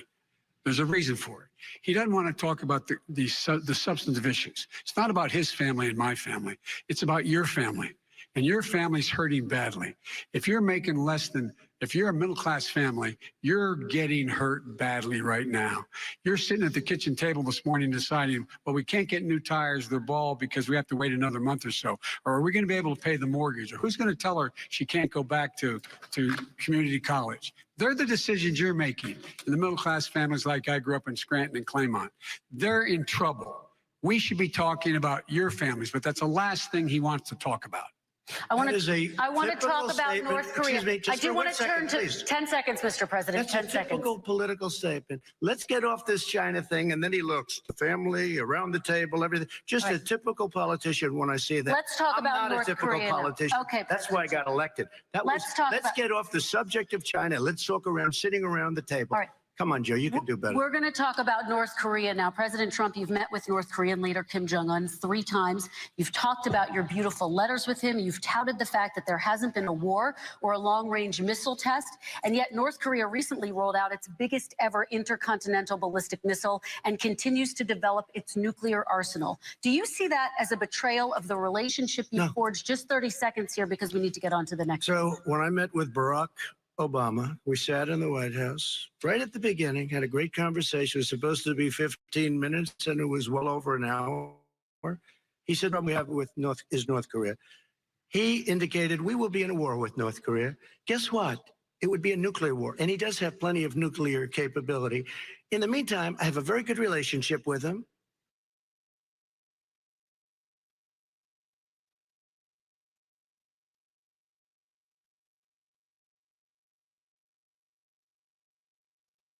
Different kind of a guy, but he probably thinks the same thing about me. We have a different kind of a relationship.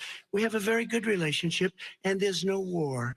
And you know, about 2 months ago, he broke into a certain area. They said, oh, there's going to be trouble. I said, no, they're not, because he's not going to do that. And I was right. Look, instead of being in a war where millions of people, Seoul, you know, is 25 miles away, millions and millions, 32 million people in Seoul, Millions of people would be Okay. dead right now. President We Trump, don't have that's a war, 30 and I have a seconds. good Thank you. relationship. Vice President Biden, to you, North Korea conducted 4 nuclear tests under the Obama administration. Why do you think you would be able to rein in this persistent threat? Because I'd make it clear, which we were making clear to China, they had to be part of the deal. Because here's I made it clear, and as a spokesperson of the administration, when I went to China, that they said, "Why are you moving your missile defense up so close? Why are you moving more forces here? Why are you continuing to do military maneuvers with South Korea?" I said, "Because North Korea is a problem, and we're going to continue to do it so we can control them. We're going to make sure we can control them and make sure they cannot hurt us. And so if you want to do something about it, step up and help. If not, it's going to continue." What has he done? He's legitimized North Korea. He's talked about his good buddy, who's a thug, and he talks about how we're better off. And they have much more capable missiles, able to reach U.S. territory much more easily than ever did before. Let me follow up with you, Vice President Biden. You've said you wouldn't meet with Kim Jong-un without preconditions. Are there any conditions under which you would meet with him? On the condition that he would agree that he would be drawing down his nuclear capacity to get that the Korean Peninsula should be nuclear-free zone. All right, let's move on to American families. Kristen, they tried Very to quickly, meet with 10 him. seconds, They President. tried to meet with him. He wouldn't do it. He didn't like Obama. He didn't like him. He would.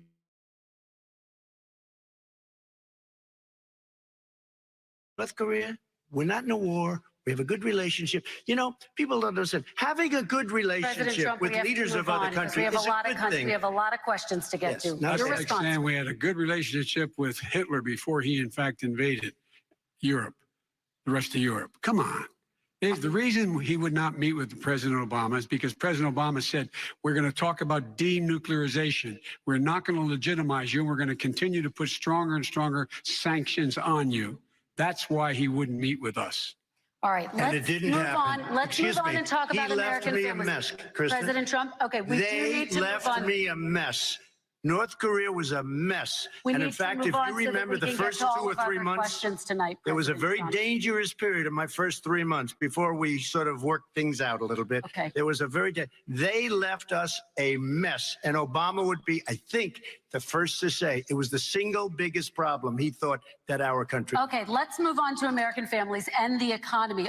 One of the issues that's most important to them is health care, as you both know. Today, there was a key vote on a new Supreme Court Justice, Amy Coney Barrett, and health care is at the center of her confirmation fight. Over 20 million Americans get their health insurance through the Affordable Care Act. It's headed to the Supreme Court, and your administration, Mr. President, is advocating for the court to overturn it. If the Supreme Court does overturn that law, those 20 million Americans could lose their health insurance almost overnight. So what would you do if those people have their health insurance taken away? You have 2 minutes uninterrupted. Sure. First of all, I've already done something that nobody thought was possible. Through the legislature, I terminated the individual mandate. That is the worst part of Obamacare, as we call it. The individual mandate where you have to pay a fortune for the privilege of not having to pay for bad health insurance.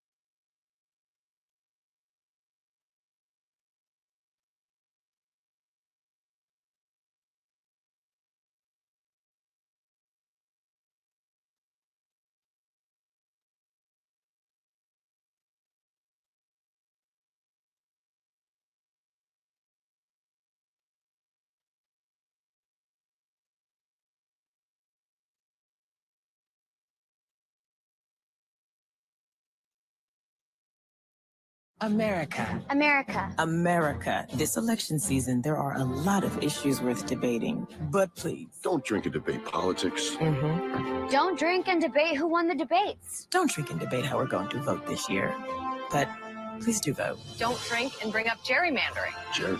Who's Jerry? And if there's anything Smirnoff knows for sure. Don't ever drink and bring up Russia. Just drink water instead. Smirnoff. Drink responsibly, debate responsibly. Been successful. They have 180 million plants, 180 million people, families, under what he wants to do, which will basically be socialized medicine. He won't even have a choice. They want to terminate 180 million plans. We have done an incredible job on health care, and we're going to do even better. Okay, Let me Vice respond. President Biden, yes, this is for you. Your health care plan calls for building on Obamacare. So my question is, what is your plan if the law is ruled unconstitutional by the Supreme Court? You have 2 minutes uninterrupted. What I'm going to do is pass Obamacare with a public option.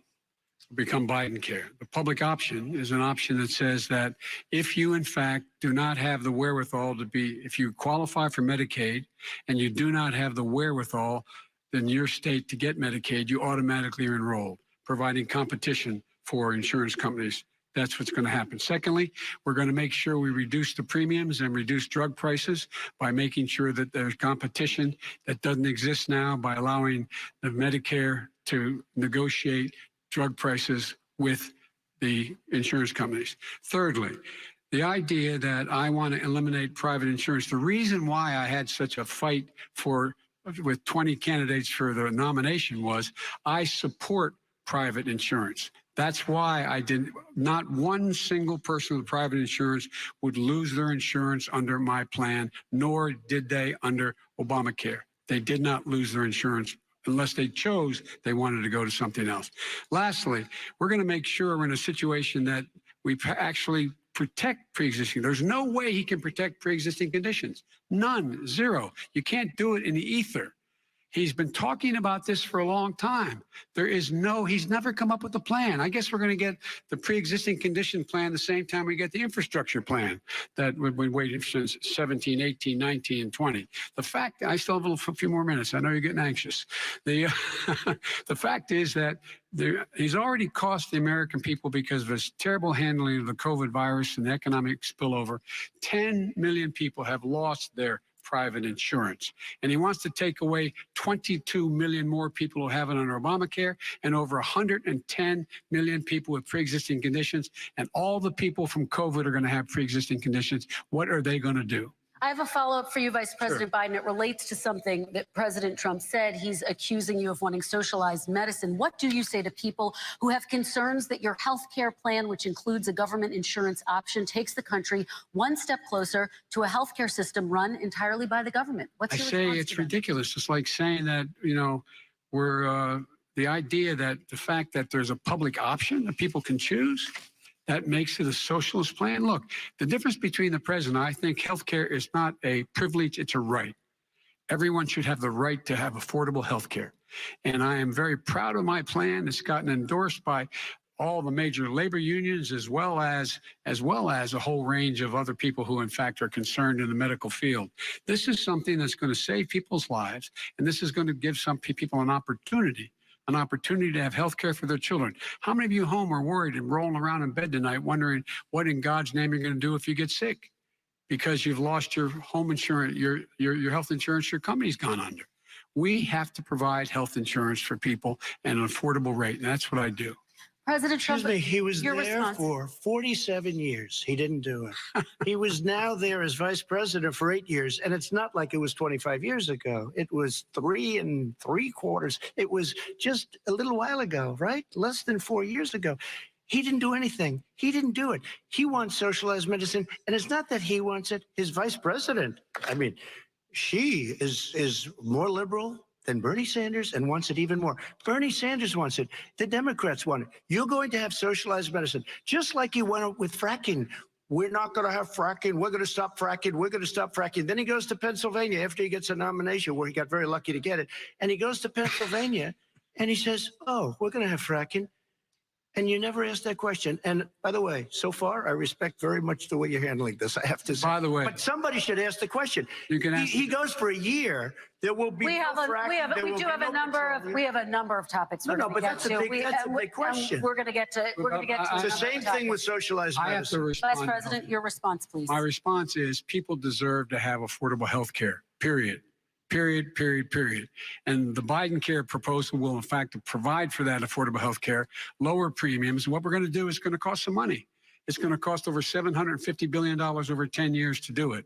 And they're going to have lower premiums. You can buy into the better plans, the cheaper plans, lower your premiums, deal with unexpected billing, and have your drug prices dropped significantly. He keeps talking about it. He hasn't done a thing for anybody on health care. Not a thing. Kristen, when Very he quickly, says, then I want to talk when about he what's says happening on public Capitol option, Hill. he's talking about socialized medicine, and when he and healthcare. When he talks about a public option, he's talking about destroying your Medicare, totally destroyed, and destroying your Social Security, and this whole country will come down. You know, Bernie Sanders tried it in his state. He tried it in his state. His governor was a very liberal governor. They wanted to make it work. Okay, let's let Vice President Biden respond. It doesn't Vice work. President He's Biden, a very your confused response. guy. He thinks he's running against somebody else. He's running against Joe Biden.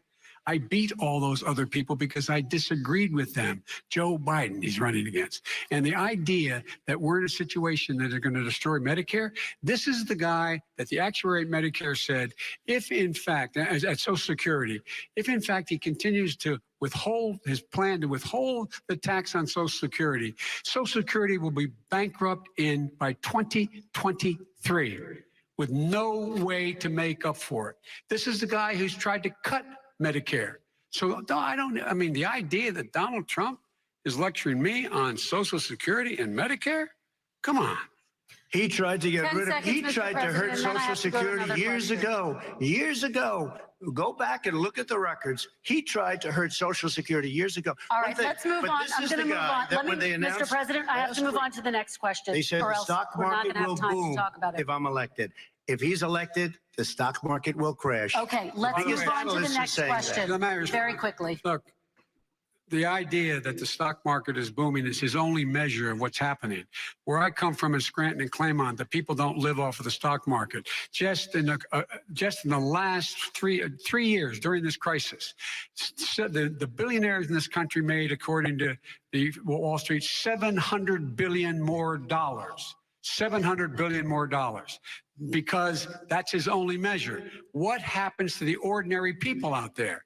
What happens to them? Let's talk about what's happening on Capitol Hill. We're going to move on. 401ks are through the roof. We're going to move on. Stock are through the roof. All right. And he doesn't come from Scranton. That's like he lived there for a short period of time before he even knew We're it. going to move on to And the he next left. question. And the people of Pennsylvania Let me will move show on you to my that. next question, They gentlemen. understand. As of tonight, more than 12 million people are out of work.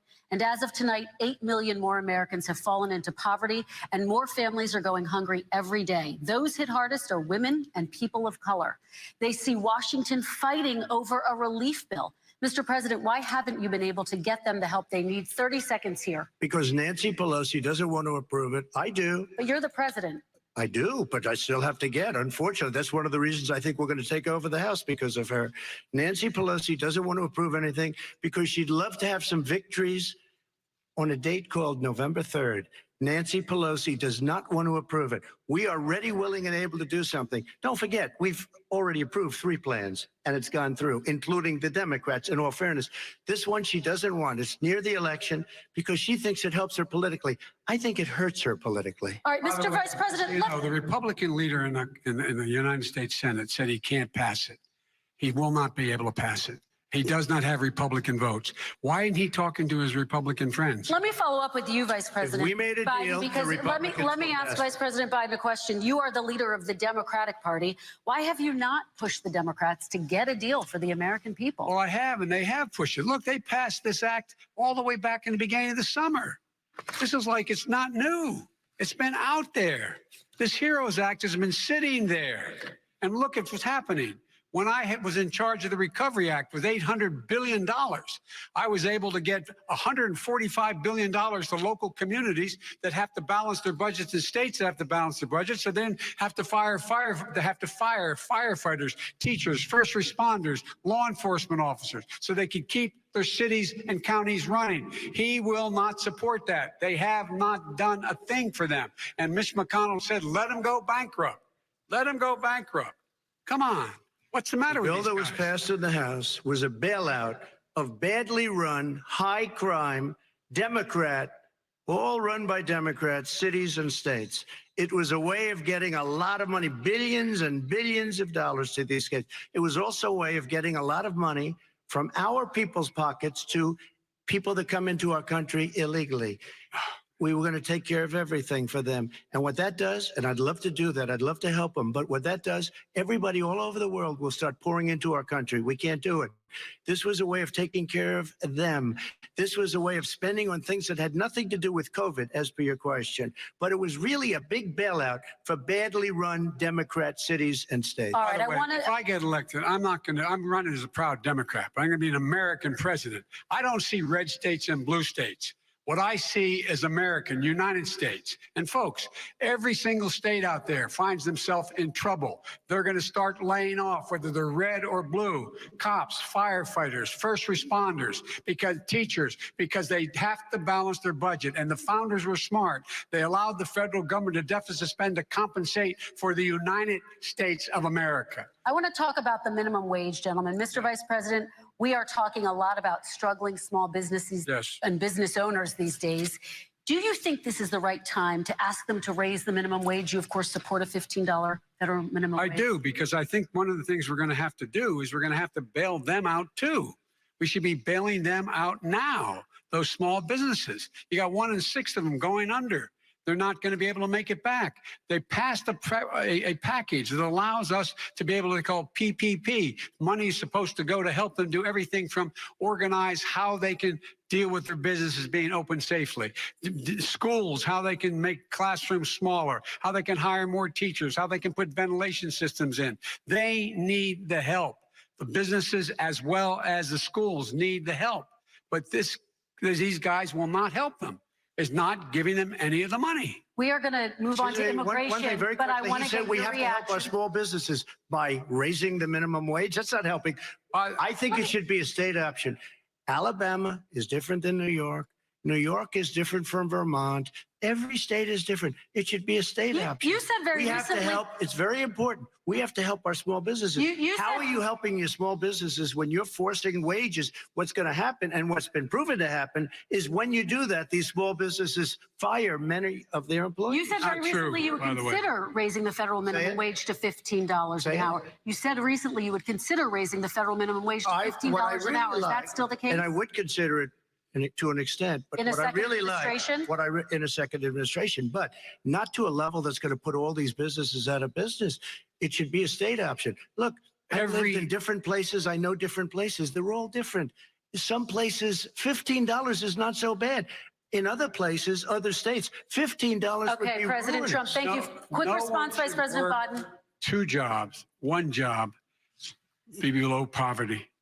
People are making $6, $7, $8 an hour. These first responders, we all clap for as they come down the street because they've allowed us to make it. What's happening? They deserve a minimum wage of $15. Anything below that puts you below the poverty level. And there is no evidence that when you raise the minimum wage, businesses go out of business. That is simply not true. We're going to talk about Also, immigration. We're going to talk about immigration now, gentlemen, and we're going to talk about families within this context. Mr. President, your administration separated children from their parents at the border, at least 4,000 kids. You've since reversed your zero tolerance policy, but the United States can't locate the parents of more than 500 children. So how will these families ever be reunited? Children are brought here by coyotes and lots of bad people, cartels, and they're brought here, and they used to use them to get into our country. We now have as strong a border as we've ever had. We're over 400 miles of brand new wall. You see the numbers, and we let people in, but they have to come in legally, and they come in through But merit. how will you But reunite let me these just tell kids you, with their families, Let me just tell you, Mr. they President? built cages. You know, they used to say, I built the cages. And then they had a picture in a certain newspaper, and it was a picture of these horrible cages. And they said, look at these cages. President Trump built them. And then it was determined they were built in 2014. That was him. Do you They have a built plan to cages. reunite the kids? Yes, with we're their working on families? it we're trying very hard. But a lot of these kids come out without the parents. They come over through cartels and through coyotes and through gangs. Vice President Biden, let me bring you into this 525 conversation. Quick response and then another question to you. These 500 plus kids came with parents. They separated them at the border to make it a disincentive to come to begin with. Real tough. We're really strong. And guess what? They cannot, it's not coyotes didn't bring them over. Their parents were with them. They got separated from their parents. And it makes us a laughing stock and violates every notion of who we are as a nation. Let me ask you a follow-up Kristen, question. they did it.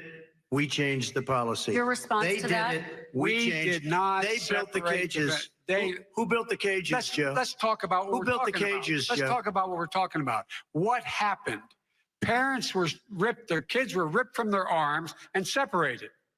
And now they cannot find over 500 of sets of those parents, and those kids are alone. Nowhere to go. Nowhere to go. It's criminal. It's criminal. Let me ask Kristen, you I will about say this. immigration. They went 10 down. We seconds, and brought then I need to ask reporters, you. everything. They are so well taken care of. They're in facilities that were so clean. But some of and them have gotten haven't been such good- reunited But with their just ask families. one question. Who built the cages? I'd love you to ask him that. Who built the cages? Let me ask about your immigration policy, Mr. Vice President. The Obama administration did fail to deliver immigration reform, which had been a key promise during the administration. It also presided over record deportations as well as family detentions at the border before changing course. So why should voters trust you with an immigration overhaul now? Because we made a mistake. It took too long to get it right. It took too long to get it right. I'll be president of the United States, not vice president of the United States. And the fact is, I've made it very clear. Within 100 days, I'm going to send to the United States Congress a pathway to citizenship for over 11 million undocumented people. And all of those so-called dreamers, those DACA kids, they're going to be immediately certified again to be able to stay in this country and put on a path to citizenship. The idea that they are being sent home by this guy, and they want to do that, is they've gone to a country they've never seen before. I can imagine you're 5 years old, your parents are taking you across the Rio Grande River, and it's illegal.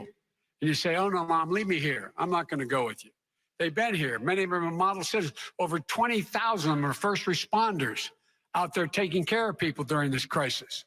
We owe them. We owe them. Kristen, he had 8 years to do what he said he was going to do. And I've changed without having a specific. We got rid of catch and release. We got rid of a lot of horrible things that they put in and that they lived with.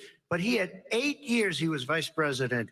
He did nothing except build cages to keep children in. Vice President Biden, your response. The catch and release, you know what he's talking about there? If in fact you had a family came across and they were arrested, they in fact were given a date to show up for their hearing. They were released. And guess what? They showed up for a hearing. And this is the first president in the history of the United States of America that anybody seeking asylum has to do it in another country. That's never happened before in America. That's never happened before in America. You come to the United States and you make your case that I seek asylum based on the following premise: why I deserve it under American law. They're sitting in squalor on the other side of the river. President Trump, your response, so 30 important. seconds, and then we'll move It on. just shows that he has no understanding of immigration or the laws. Catch and release is a disaster. A murderer would come in, a rapist would come in, a very bad person would come in. We would take their name. We have to release them into our country. And then you say they come back. Less than 1% of the people come back. We have to send ICE out and Border Patrol out to find them. We would say, come back in 2 years, 3 years. We're going to give you a court case. You need Perry Mason. We're going to give you a court case. When you say they come back, they don't come back, Joe. They never come back. Only the really, I hate to say this, but those with the lowest IQ, they might come back. Okay, But they're President Trump, very, let's very give few. Vice President Biden a chance to respond, and then we're going to move on to the You next don't know section. the law, Joe. Vice President Biden, your response. Know the law, what he's telling you is simply not true. Well, check it out. They don't come back. Check it out. All right, let's move on. But we don't have to the worry next about it because they section. terminated it. So we don't have to worry about Let's it move anymore. on to the next And you have section. 525 kids not knowing where in God's name they're going to be and lost their parents. Go ahead. All right. Let's talk about our next section, which is race in America. And I want to talk about the way Black and brown Americans experience race in this country. Part of that experience is something called the talk. It happens regardless of class and income. Parents who feel they have no choice but to prepare their children for the chance that they could be targeted, including by the police, for no reason other than the color of their skin. Mr. Vice President, in the next 2 minutes, I want you to speak directly to these families. Do you understand why these parents fear for their children? I do. I do. You know, my daughter is a social worker, and She's written a lot about this. She has her graduate degree from the University of Pennsylvania in social work. And you know, one of the reasons why I ended up working on the east side of Wilmington, Delaware, which is 90% African American, was to learn more about what was going on. What I never had to tell my daughter, if she's pulled over, make sure she puts, for a traffic stop, put both hands on top of the wheel and don't reach for the glove box because someone may shoot you. But a black parent, no matter how wealthy or how poor they are, has to teach their child when you're walking down the street, don't have a hoodie on when you go across the street, making sure that you, in fact, if you get pulled over, just yes, sir, no, sir, hands on top of the wheel, because you are, in fact, the victim, whether you're a person making child of a $300,000 a year person or someone who's on food stamps. The fact of the matter is there is institutional racism in America. And we have always said, we've never lived up to it, that we hold these truths to be self-evident. All men and women are created equal. But guess what? We have never, ever lived up to it, but we've always constantly been moving the needle further and further to inclusion, not exclusion. This is the first president to come along and says, that's the end of that. We're not going to do that anymore. We have to provide for economic opportunity, better education, better health care, better access to schooling, better access to opportunity to borrow money to start businesses. All the things we can do, and I've laid out a clear plan as to how to do those things, just to give people a shot. It's about accumulating the ability to have wealth as well as it is to be free from violence. President Trump, same question to you, and let me remind you of the question. I would like you to speak directly to these families. Do you understand why these parents fear for their children? Yes, I do. And again, he's been in government 47 years. He never did a thing except in 1994 when he did such harm to the black community. And they were called, and he called them super predators. And he said that. He said it, super predators. And they kept never lived that down. 1994, your crime bill, the super predators. Nobody has done more for the black community than Donald Trump. And if you look, with the exception of Abraham Lincoln, possible exception, but the exception of Abraham Lincoln, nobody has done what I've done. Criminal justice reform, Obama and Joe didn't do it. I don't even think they tried because they had no chance at doing it. They might have wanted to do it, but if you had to see the arms I had to twist to get that done, it was not a pretty picture. And everybody knows it, including some very liberal people that cried in my office. They cried in the Oval Office. 2 weeks later, they're out saying, gee, we have to defeat him. Criminal justice reform, prison reform, opportunity zones with Tim Scott, a great senator from South Carolina. He came in with this incredible idea for opportunity zones. It's one of the most successful programs. People don't talk about it. Tremendous investment is being made. Biggest beneficiary, the black and Hispanic communities, and then historically black colleges and universities. After 3 years of coming to the office, I love some of those guys. They were great. They came into the office and they said, I said, what are you doing? After 3 years, I said, why do you keep coming back? Because we have no funding. I said, you don't have to come back every year. We have to come back because President Obama would never give them long-term funding. And I did 10-year long-term funding. And I gave them more money than they asked for because they said, I think you need more. And I said, the only bad part about this is I may never see you again because I got very friendly with them and they like me and I like them. But I saved historically black colleges and universities. Okay, and we're going to talk about both of your records, but your response to that, Vice President. My response to that is I never, ever said what he accused me of saying. The fact of the matter is, in 2000, though, after the crime bill had been in the law for a while, this is the guy who said, the problem with the crime bill, there's not enough people in jail. There's not enough people in jail. And go on my website, get the quote, the date when he said it. Not enough people. He talked about marauding gangs, young gangs, and the people who are going to maraud our cities. This is a guy who in the Central Park five innocent black kids, he continued to push for making sure that they got the death penalty. None of them were guilty of the crimes they were suggested. Look, and talk about granted, he did in fact let 20 people, he commuted 20 people sentences. We commuted over 1,000 people sentences. Over 1,000. The very law he's talking about is a law that, in fact, initiated by Barack Obama. And secondly, we're in a situation here where the federal prison system was reduced by 38,000 people under our administration. And one of these things we should be doing, there should be no minimum mandatories in the law. That's why I'm offering $20 billion to states to change their state laws to eliminate minimum mandatories and set up drug courts. No one should be going to jail because they have a drug problem. They should be going to rehabilitation, not to jail. We should fundamentally change the system, and that's what I'm going to do. But why didn't he do it 4 years ago? Why didn't you do that 4 years ago, even less than that? Why didn't you? You were vice president. You keep talking about all these things you're going to do and you're going to do this. But you were there just a short time ago and you guys did nothing. We did. You know, Joe, I ran because of you. I ran because of Barack Obama, because you did a poor job. If I thought you did a good job, I would have never run. I would have never run. I ran because of you. I'm looking at you now. You're a politician. I ran because of you. All right, Vice President Biden, your response to that, and then I do have some questions for both of you. Well, I tell you what, I hope he does look at me, because what's happening here is, you know who I am. You know who he is. You know his character. You know my character. You know our reputations for honor and telling the truth. I am anxious to have this race. I am anxious to see this take place. The character of the country is on the ballot.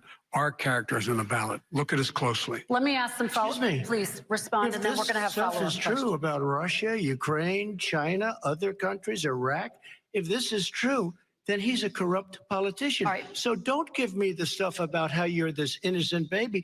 Joe, they're calling you a corrupt politician. Nobody's President Trump, I want to stay on the issue of race. We're talking about the issue. From hell. President Trump, we're Nobody. talking about race right now, and I do want to stay on the issue of race. President Trump, I have to respond to that. Please, because look, very quickly. there are 50 former national intelligence folks who said that what he's accusing me of is a Russian plan. They have said that this has all the five former heads of the CIA, both parties, say what he's saying is a bunch of garbage. Nobody believes it except his and his good friend Rudy Giuliani. You mean the laptop is now another Russia hoax? That's exactly what. Is this where you're going? This is where he's going. The laptop is Russia, Gentlemen, Russia. I want to stay on the issue of race. You okay? have to be kidding. Here we Mr. go President, again with Russia. We're going to continue on the issue of race. Mr. President, you've described the Black Lives Matter movement as a symbol of hate. You've shared a video of a man chanting white power to millions of your supporters. You've said that Black professional athletes exercising their First Amendment rights should be fired. What do you say to Americans who say that kind of language from a president is contributing to a climate of hate and racial strife? Well, you have to understand, the first time I ever heard of Black Lives Matter, they were chanting pigs in a blanket, talking about police. Pigs, talking about our police. Pigs in a blanket, fry them like bacon. I said, that's a horrible thing. And they were marching down the street. And that was my first glimpse of Black Lives Matter. I thought it was a terrible thing. As far as my relationships with all people, I think I have great relationships with all people. I am the least racist person in this room. Well, what do you say to Americans who are concerned by that rhetoric? I don't know. I mean, I don't know what to say. I got criminal justice reform done and prison reform and opportunity zones. I took care of Black colleges and universities. I don't know what to say. They can say anything. I mean, they can say anything. It makes me sad because I am the least racist person. I can't even see the audience because it's so dark. But I don't care who's in the audience. I'm the least racist person in this room. Okay, Vice President Biden, let me ask you very quickly, and then I have a follow-up question for you. Abraham Lincoln here is one of the most racist presidents we've had in modern history. He pours fuel on every single racist fire. Every single one. Started off his campaign coming down the escalator saying he's going to get rid of those Mexican rapists. He's banned Muslims because they're Muslims. He has moved around and made everything worse across the board. He says about the poor boys, last time we were on stage here, he said, I told them to stand down and stand ready. Come on. This guy is a dog whistle about as big as a foghorn. President Trump, I'm going to give you 10 seconds to respond, and then I have a follow-up. No, you made a reference to Abraham Lincoln. Where did that come in? I mean, You said where you're did that- Abraham Lincoln. No, where did that? No. You said- I said not since Abraham Lincoln has anybody done what I've done for the black community. And I'm I saying- didn't say I'm Abraham Lincoln. I said not since Abraham Lincoln has anybody done what I've done for the black community. Now, you have done nothing other than the crime bill, which put Oh, God.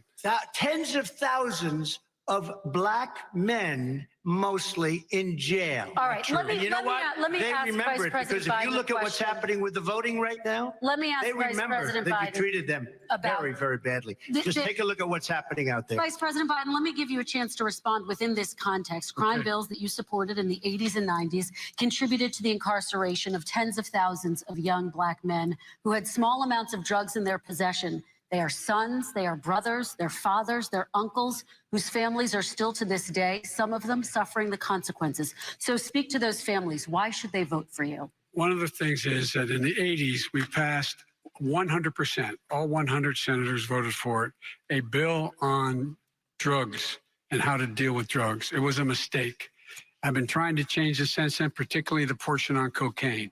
That's why I've been arguing that, in fact, we should not send anyone to jail for a pure drug offense. They should be going into treatment across the board. That's what we should be spending money. That's why I set up drug courts, which were never funded by our Republican friends. They should not be going to jail for a drug or an alcohol problem. They should be going into treatment.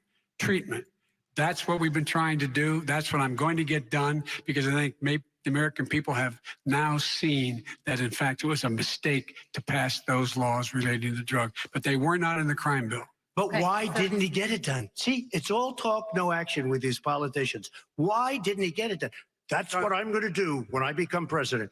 You were vice president along with Obama as your president, your leader, for 8 years. Why didn't you get it done? You had 8 years to get it done. Now you're saying you're going to get it done because you're all talk and no action, Jim. We got a lot of it done. We released 38,000. We got 38,000 prisoners left from the. You got nothing done. 38,000 prisoners were released from federal prison. There were over 1,000 people who were given clemency. In fact, we're the ones that put in the legislation saying we could look at pattern and practice of police departments and what they were doing, how they were conducting themselves. I could go on, but we began the process.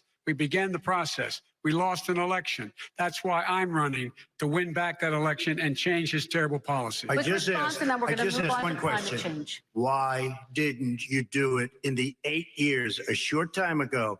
Why didn't you do it? You just said, I'm going to do that. I'm going to do this. You put tens of thousands of mostly black young men in prison. Now you're saying you're going to undo that. Why didn't you get it done? You had 8 years with Obama. You know why, Joe? Because you're all talk and no action. All right, Vice President Biden, and then we're going to move on to the next section. We had a Republican Congress. That's the answer. Well, you got to talk them into it, Joe. Sometimes you got to talk them into it. We're going to move on to our next section. Like I did with criminal justice reform. I had Okay. to talk Democrats into it. Gentlemen, we're running out of time, so we got to get on to climate change, please. You both have very different visions on climate change. President Trump, you say that environmental regulations have hurt jobs in the energy sector. Vice President Biden, you have said you see addressing climate change as an opportunity to create new jobs. For each of you, how would you both combat climate change and support job growth at the same time? Starting with you, President Trump, you have 2 minutes uninterrupted. So we have the Trillion Trees program. We have so many different programs. I do love the environment, but what I want is the cleanest, crystal clear water, the cleanest air. We have the best, lowest number in carbon emissions, which is a big standard that I notice Obama goes with all the time. Not Joe. I haven't heard Joe use the term because I'm not sure he knows what it represents or means, but I have heard Obama use it. And we have the best carbon emission numbers that we've had in 35 years under this administration. We are working so well with industry, but here's what we can't do. Look at China, how filthy it is. Look at Russia. Look at India. It's filthy. The air is filthy. The Paris Accord, I took us out because we were going to have to spend trillions of dollars, and we were treated very unfairly. When they put us in there, they did us a great disservice. They were going to take away our businesses. I will not sacrifice tens of millions of jobs, thousands and thousands of companies because of the Paris Accord. It was so unfair. China doesn't kick in until 2030. Russia goes back to a low standard, and we kicked in right away. It would have destroyed our businesses. So, you ready? We have done an incredible job environmentally. We have the cleanest air, the cleanest water, and the best carbon emission standards that we've seen in many, many years. Vice President And we Biden. haven't destroyed our industries. Vice President Biden, 2 minutes to you, uninterrupted. Climate change, climate warming, the global warming is an existential threat to humanity. We have a moral obligation to deal with it. And we're told by all the leading scientists in the world, we don't have much time. We're going to pass the point of no return within the next 8 to 10 years. 4 more years of this man eliminating all the regulations that were put in by us to clean up the climate, to limit the limited emissions will put us in a position where we're going to be in real trouble. Here's where we have a great opportunity. I was able to get both all the environmental organizations as well as labor, the people worried about jobs, to support my climate plan. Because what it does, it will create millions of new good-paying jobs. We're going to invest in, for example, 50,000 charging stations on our highways so that we can own the electric car market of the future. In the meantime, China is doing that. We're going to be in a position where we're going to see to it that we're going to take 4 million existing buildings and 2 million existing homes and retrofit them so they don't leak as much energy, saving hundreds of millions of barrels of oil in the process and creating significant number of jobs. And by the way, the whole idea of what this is all going to do, it's going to create millions of jobs, and it's going to clean the environment. Our health and our jobs are at stake. That's what's happening. And what right now, by the way, Wall Street firms indicated that my plan will in fact create 18.6 million jobs, 7 million more than his. This is from Wall Street. And I'll create $1 trillion more in economic growth than his proposal does. Not on climate, just on the economy. President Trump, They came out and said very strongly, $6,500 will be taken away from families under his plan, that his plan is an economic disaster. If you look at what he wants to do, if you look at his plan, his environmental plan, you know who developed it? AOC +3. They know nothing about the climate. I mean, she's got a good line of stuff, but she knows nothing about the climate. And they're all hopping through hoops for AOC +3. Look, their real plan cost $100 trillion. If we had the best year in the history of our country for 100 years, we would not even come close to a number like that. When he says buildings, they want to take buildings down because I want to make bigger windows into smaller windows. As far as they're concerned, if you had no window, it would be a lovely thing. This is the craziest plan that anybody has ever seen. And this wasn't done by smart people. This wasn't done by anybody. Frankly, I don't even know how it can be good politically. Right. They want to spend $100 trillion. That's their real number. He's trying to say it was 6. It's $100 trillion. They want to knock down buildings and build new buildings with little, tiny, small windows. I mean, and many other things. Okay. And many other things. Let me have the Vice President respond, and we're running out of time, and we have a lot more questions to get to. So let's hear from the Vice President. I have a number more questions. I don't know where he comes from. I don't know where he comes up with these numbers. $100 trillion. Give me a break. This plan was, plans endorsed by every major environmental group and every labor group. Because they know the future lies. The future lies in us being able to breathe, and they know there are good jobs in getting us there. And by the way, the fastest growing industry in America is solar energy and wind. He thinks wind causes cancer, windmills. It's the fastest growing jobs, and they pay good prevailing wages, 45, 50 bucks an hour. We can grow and we can be cleaner if we go the route I'm proposing. President Trump, Excuse me. please We are respond, and then I have some We are follow-ups. energy independent for the first time. We don't need all of these countries that we had to fight war over because we needed their energy. We are energy independent. I know more about wind than you do. It's extremely expensive, kills all the birds. It's very intermittent. It's got a lot of problems, and they happen to make the windmills in both Germany and China. And the fumes coming up, if you're a believer in carbon emission, the fumes coming up to make these massive windmills is more than anything that we're talking about with natural gas, which is very clean. One other thing. Find me a scientist Solar. that said that. I love solar, but solar doesn't quite have it yet. It's not powerful yet to really run our big, beautiful factories that we need to compete with the world. So False. It's all a pipe dream. But you know what we'll do? We're going to have the greatest economy in the world. But if you want to kill the economy, get rid of your oil industry. You want, and what about fracking? All right, Now let me allow Vice President Biden to respond. I never said I oppose fracking. You said it on tape. I did. Show the tape. Put it on your website. I'll put it on. Put it on the website. The fact of the matter is Show he's the list. flat lying. Would you rule out banning fracking? I do rule out banning fracking because the answer we need other industries to transition to get to ultimately a complete zero emissions by 2025. What I will do with fracking over time is make sure that we can capture the emissions from the fracking, capture the emissions from gas. We can do that, and we can do that by investing money and doing it. But it's a transition to that. I have one more question in this pod, and then Excuse me, he was against fracking. He said it. I will show that to you tomorrow.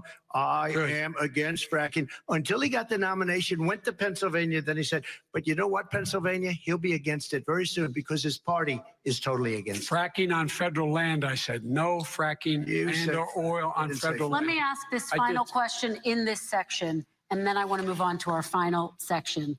President Trump, people of color are much more likely to live near oil refineries and chemical plants. In Texas, there are families who worry the plants near them are making them sick. Your administration has rolled back regulations on these kinds of facilities. Why should these families give you another 4 years in office? The families that we're talking about are employed heavily, and they're making a lot of money, more money than they've ever made.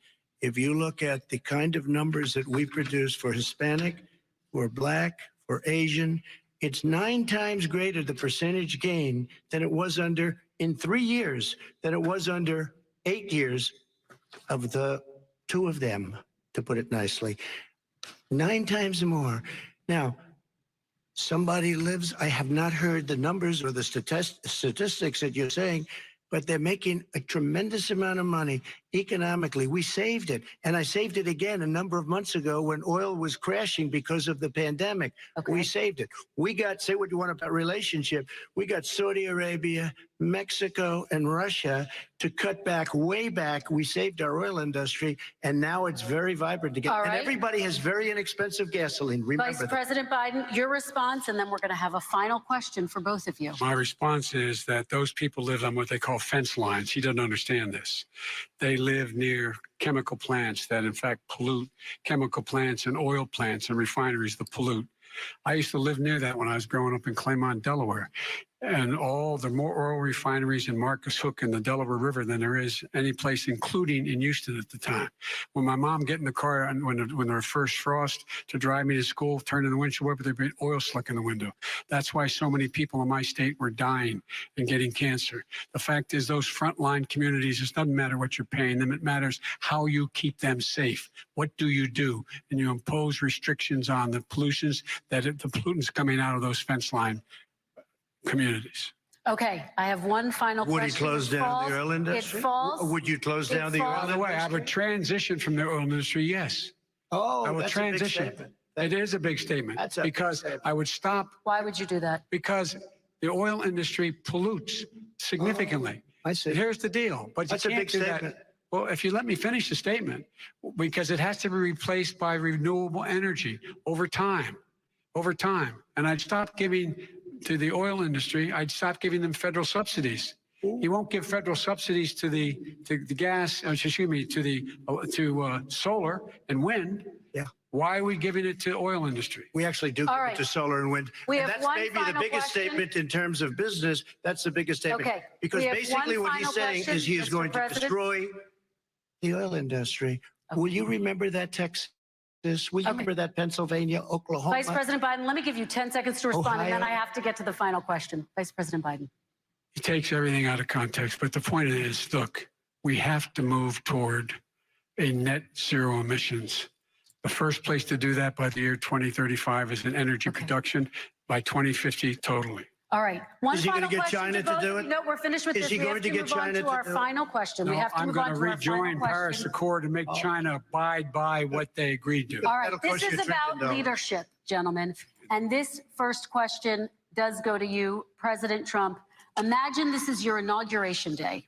What will you say in your address to Americans who did not vote for you? You'll each have 1 minute, starting with you, Mr. We have to make a country totally successful as it was prior to the plague coming in from China. Now we're rebuilding it and we're doing record numbers, 11.4 million jobs in a short period of time, et cetera. But I will tell you, go back. Before the plague came in, just before, I was getting calls from people that were not normally people that would call me. They wanted to get together. We had the best Black unemployment numbers in the history of our country. Hispanic, women, Asian, people with diplomas, with no diplomas, MIT graduates, #1 in the class. Everybody had the best numbers. And you know what? The other side wanted to get together. They wanted to unify. Success is going to bring us together. We are on the road to success, but I'm cutting taxes and he wants to raise everybody's taxes and he wants to put new regulations on everything. He will kill it. If he gets in, you will have a depression, the likes of which you've never seen. Your 401ks will go to hell and it'll be a very, very sad day for this country. All right. Vice President Biden, same question to you. What will you say during your inaugural address to Americans who did not vote for you? I will say, I'm an American president. I represent all of you, whether you voted for me or against me. And I'm going to make sure that you're represented. I'm going to give you hope. We're going to move. We're going to choose science over fiction. We're going to choose hope over fear. We're going to choose to move forward because we have enormous opportunities to make things better. We can grow this economy. We can deal with the systemic racism. And at the same time, we can make sure that our economy is being run and moved and motivated by clean energy, creating millions of new jobs. And that's the fact. That's what we're going to do. And I'm going to say, as I said at the beginning, what is on the ballot here is the character of this country: decency, honor, respect, treating people with dignity, making sure that everyone has an even chance. And I'm going to make sure you get that. You haven't been getting it the last 4 years. All right. I want to thank you both for a very robust hour and a half, a fantastic debate. Really appreciate it. President Trump, former Vice President Joe Biden, thank you to Belmont University for hosting us tonight. And most importantly, thank you to those watching tonight. Election Day is November 3rd. Don't forget to vote. Thank you, everyone, and have a great night. Thank you.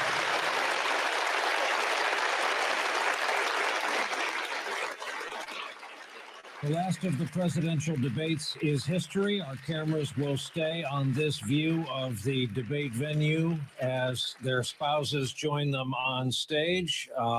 Everyone there has been told to follow the coronavirus protocols. The first couple, of course, have both had the illness. And the most urgent topic of our times led off tonight. As Kristen Welker pointed out, we have 40,000 Americans hospitalized tonight. The president, though, went back to his standard themes and did not digress. Quote, it will go away. Quote, we're rounding the corner. Quote, it is going away. And then when he said we're learning to live with it, Joe Biden scored his first rhetorical points of the evening when he said, in fact, the opposite was true. Quote, we're dying with it. Vice President Biden was accused of, and this is still a puzzler, of selling pillows and sheets. We're trying to run that one down. President repeated what he often says: no one's been tougher on Russia. All evidence to the contrary. About his taxes, he said, oh, those were prepaid.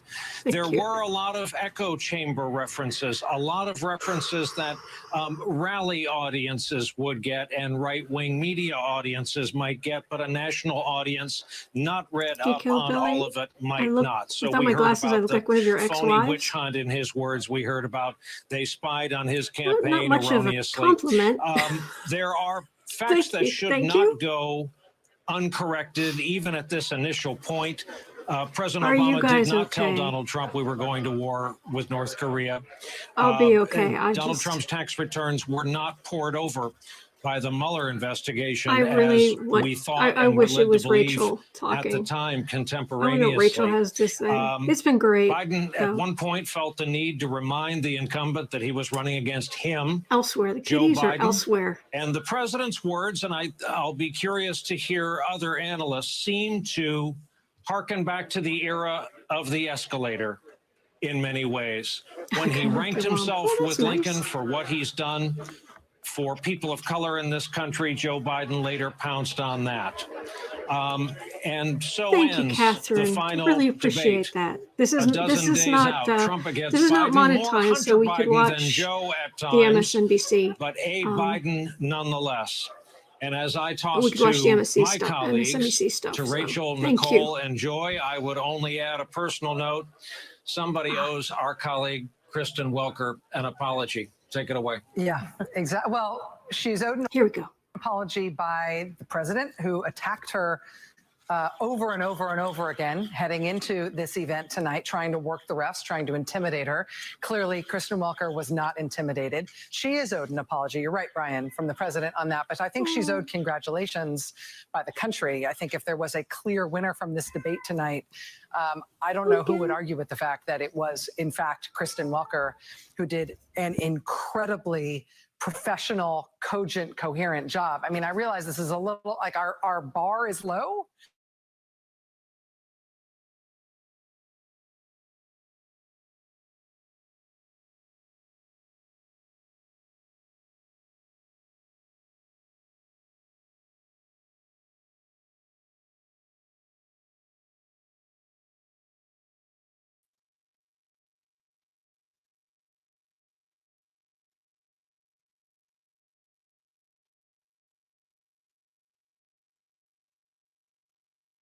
Sorry, it buffered.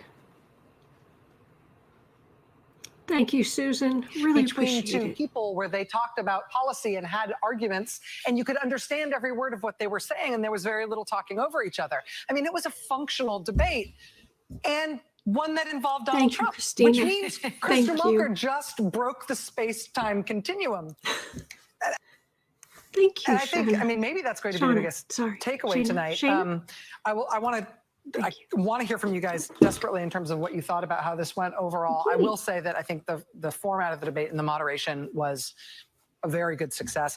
But before we get too much distance between us and what we just heard, in addition to the lies that Brian just singled out there, and kudos to him for doing so quickly, I do think there were a number of lies that are potentially dangerous to leave hanging out there for the American people, specifically about COVID. And I just want to highlight a couple of those. The president did say tonight again that there is a cure for coronavirus. There is not a cure for coronavirus. And every time the president says that, he is misleading the American people in a way that is potentially very dangerous. If people are calibrating the riskiness of their behavior based on how serious it will be if they get infected, the president telling you it's a cure is something that could kill you, because there is no cure. And he says it over and over again, and it is not true. He said U.S. excess mortality rate is lower than almost any other country. That's not true. We have one of the worst excess mortality rates in the entire country.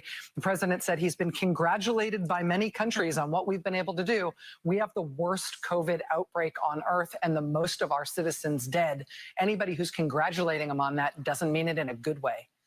The president also said, as Brian noted, that we are rounding the corner. It's going away. We are rounding the bend, rounding the turn. These spikes and surges will all soon be gone. There's no sign of that whatsoever. In fact, it looks like our country is heading into a third peak that looks like it will be higher than any other peak that we have had thus far. That means more people sick, more people infected, more people spreading it, more people in the hospital, and ultimately more of us dead.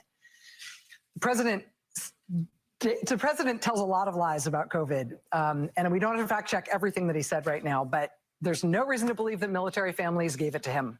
I don't know why he keeps saying that. I don't know why he says that young people are of no concern if they get infected. The president's saying tonight that the transmittal rate to the teachers is very small. You know, in Florida alone, in September alone, 189 teachers were infected between September 6th and September 26th, writing off the teachers and saying, don't worry, the kids won't give it to you. The president is just flat out making that up, and it's potentially dangerous. The president also trying to give the impression tonight that it's only states where there are Democratic governors that have trouble with coronavirus right now, completely ignoring the fact that the state with the highest coronavirus rates of increase in the country right now, the worst COVID outbreak, in fact, on earth right now, is in the state of North Dakota, which is not run by a Democrat. Neither is Tony Fauci a Democrat. Thank you. And I know there's a lot that the president Gloria. said that Thank was you. wrong tonight. There's a lot of fact checks, but I feel like the COVID ones are just dangerous, and so we have to get to them right away. Nicole. Well, listen, I think that for 4.5 years now, Trump has benefited by the fact that expectations for him tonight were that he could finish his sentence and not leave. So let me just grade this debate by the old-fashioned standards. Joe Biden won this debate running away. Not only did Donald Trump lie, and all the lies you just singled out were in the first 15 minutes of an hour-and-a-half long debate. In the old days, one lie meant you lost. One lie meant you'd spend the next week you'd start in the spin room where all the staffers would walk in under signs with their names on it, defending the one lie and say, oh, we didn't really mean to do that. He lied. I mean, Daniel Dale, who's been tracking Trump's lies, wrote this. An avalanche of lying, even by Donald Trump standards. But let me tell you, on planet Earth, the big, I think, gut punch from Donald Trump is I don't know a person who doesn't find the child separation policy searing. And I remember where I was when you started to cry on television, Rachel Maddow. It still makes me cry. Don't make me do it again. And I remember where I was when I first heard the ProPublica tape of children wailing at a detention center. And I happen to know multiple Trump officials who are today, right now, in a desperate attempt to repair their reputations because of any association with this policy. That's what's happening on planet Earth. On the planet that guy lives on, Donald Trump, this was the answer. The coyotes did it. The coyotes didn't do it. The child separation policy had, in the letter of the law, the physical separation. And we learned in an IG report, which leaked a couple weeks ago from DOJ IG, Mr. Horowitz, that children who are breastfeeding were physically separated from their parents. That's the horror of the Trump administration. That's the horror of what Donald Trump stood on a stage and couldn't even engage in a conversation about. When he said they were all very well taken care of. It was the only, we all listened, actually. We were good this time. We didn't kibitz through this whole thing. We listened, all three of us gasped when he said they were very well taken care of. Can I just say, I went to Tornillo, which is one of the places that they held children. These were children who would come unaccompanied, and they were basically in a prison camp. It looked like a literal prison camp. And I had nightmares myself of having looked into the eyes of these little kids who didn't know who we were. They didn't know if we were there to steal them, to help them, to save them. They had no idea who we were. We weren't allowed to talk to them other than being able to say, you know, buenos dias, ¿cómo estás? That's it. You couldn't ask them any questions. You'd get thrown out. But the fear and the terror and the drawings that were in the place where they slept, which were bunks that looked like military barrack bunks. And there was one little child who had drawn a picture that essentially looked like the crucifixion. These were little kids. And the idea that they're well taken care of, the people who ran that place actually opposed the policy. They weren't even into the policy, didn't even approve of the policy. There were only 10 medical beds there. So if COVID broke out there's going to be a lot of kids that got sick. They even said that it was an abomination to have it. And they, at the time, told us, and Jacob Soboroff was there as well, we specifically, and I specifically asked, one of my questions was, how are you going to reunite those kids with their parents? And they said, well, we have an A number. There's an A number on the child, and there's an A number on the kid, and on the parent. That was a lie. That was a lie. We now know from Jacob's reporting, from lots of other reporting, from KQED, which is there were two Latino reporters from KQED, which is a PBS outlet that report. They lied. They never had a plan to give these kids back. They took breastfeeding kids from their parents and never had a plan to give them back. And we learned tonight, the part that you're talking about, Nicole, that the president apparently didn't realize that child separation, taking the parents away from their kids, meant taking the parents away from their kids, not taking the kids away from coyotes. He's trying to say that weren't parents involved. And here's the reason that to have Trump revealed as so heartless is such a gut punch. Every parent, man, woman, older, younger, can relate to the terror of losing your kid at the grocery store for 2 minutes. Yes, These are absolutely. children that the United States government, in the name of the Trump policy, tortured and potentially destroyed any sense of sort of peace for the rest of their lives. Yeah. Actually, because he was name checked, let's actually bring Jacob Soboroff, MSNBC correspondent who has covered the story of family separation since the beginning. He's literally written the seminal book on this policy. Jacob, what we're talking about in terms of our visceral reaction to that moment in the debate, help us put that in context in terms of the facts here. I was very struck by the president saying at that moment in the debate, what was the actual way he phrased it? He said, we're trying very hard to find parents for these kids. Is the president right about that? Yeah. Is the Trump administration doing that? No, and I'll go with that first, Rachel. The 545 kids that we reported and everyone reported this week from a court filing that are still separated. Those are parents of children. The government literally cannot find them. They were warned they would not be able to find them. These families have been separated for over 3 years in some instances, and they are literally going door to door in Central America in order to try to locate them. Kristen asked a very pointed question, I think 2 or 3 times, which was, do you have a plan to reunite them, or are you going to be able to reunite them? The president didn't answer that question. The other thing I want to say is I was, as Joy said, one of the reporters that I guess the president mentioned without naming me. They invited me to go to the epicenter of this policy, the McAllen Border Patrol Processing Station, Ursula. It was known. He said they were very well taken care of, but that was not the case at all. What I saw there was little children sitting on concrete floors, covered by Mylar blankets, supervised by security contractors in a watchtower. It makes me sick every time I recall it. And Physicians for Human Rights won a Nobel Peace Prize. They called this torture. It meets the UN definition of torture. The American Academy of Pediatrics called it government-sanctioned child abuse. And the President of the United States, I guess, interprets that as children being well taken care of. And no one else ever did this, Rachel. The Biden administration, the Obama administration didn't do this. This was uniquely a Trump administration policy. Well, Jacob, thank you for that and putting facts around that framing. I will say that when Joe Biden confronted Donald Trump about that tonight, there wasn't a lot of candidate versus candidate direct. I mean, Kristen was so in control of the debate that they weren't going at each other a lot. But that moment where Biden, you could see the ire rise in Biden, and he called it criminal, was, I thought, actually, for me, I mean, it wasn't the most rhetorically punchy line, but it was the thing that landed the most strongly with me of the entire night. Yeah.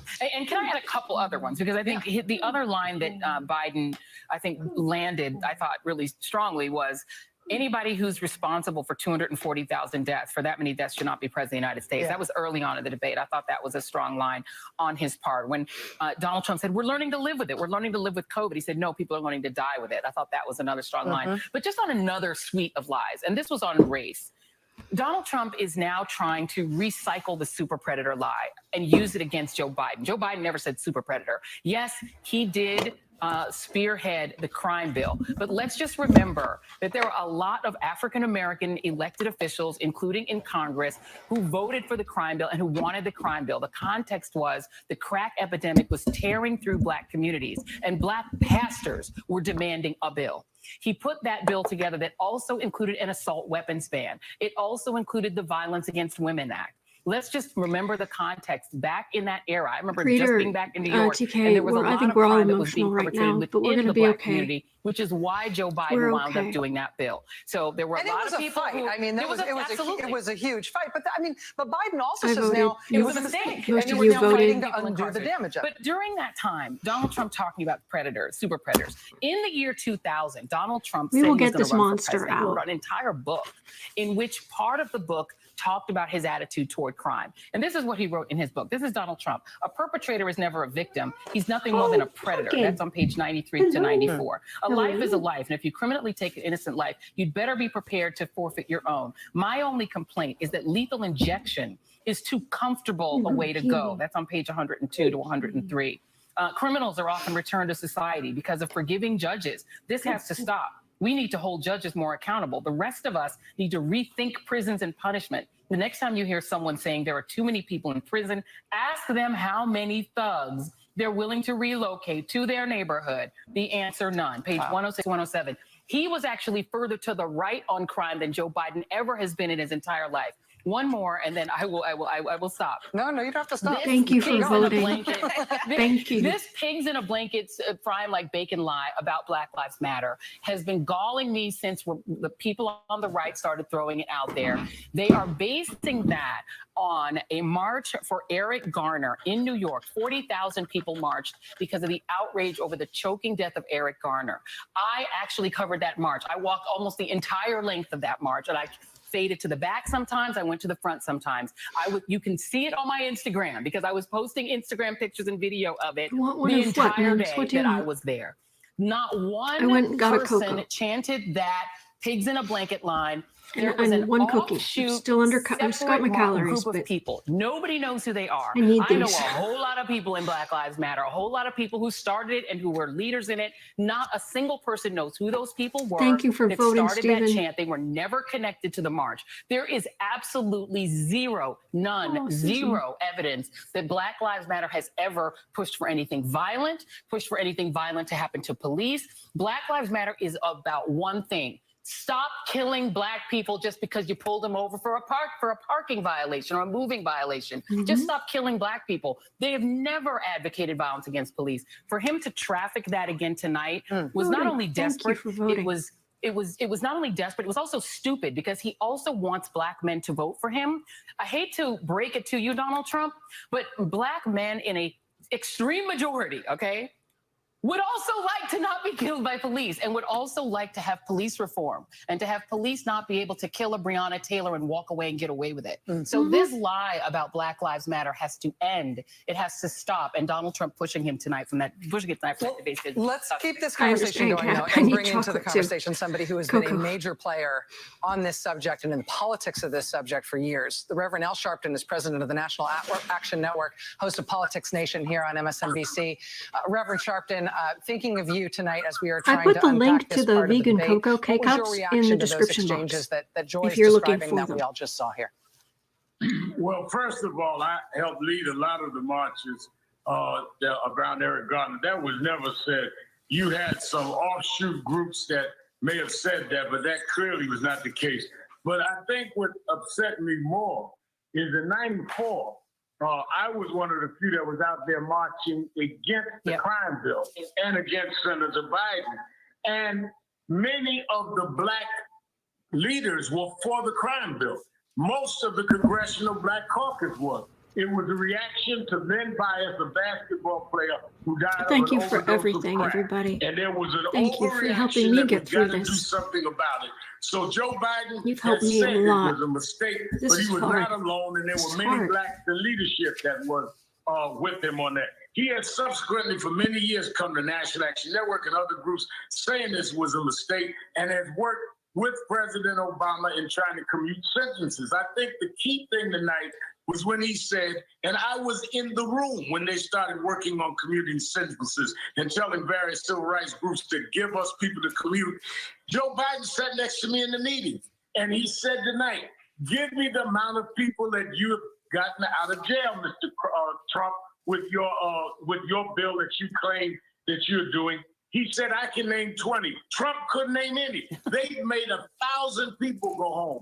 They cannot quantify it. They throw out these names and numbers, but they can't quantify it. And to this day, he is saying he wants a national stop and frisk policy. His personal lawyer is Rudy Giuliani, the Thank you, architect of Kathy. stop and frisk. Thank you. which Thank has you been for your proven in service. court to be racist. Thank you So for all him you've to done for sit this up there country. and try Thank to attack you. on criminal justice when he's And thank advocated everybody. Thank you policies, he for, had the for head of voting. the police Thank you union so that much. defended the We will choking get this of monster Eric out. Garner. He had We him will. We'll speak do it the together. night he accepted the Republican nomination at the White House. You can't have it both ways. And I think we need to be clear. Yes, we opposed Biden in 94. Biden has come to terms with that. Trump is still advocating those policies, and they never addressed that conversation that black parents have to have with black kids. He went all the way around the mulberry bush and never came back to the question.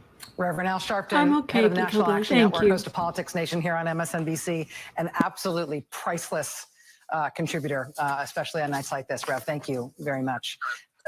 I will say that we also saw, I think, significant offense from Biden tonight on Trump's financial ties to China, on Russian disinformation. I love that moment where Biden was like, am I going to do this? I shouldn't do it.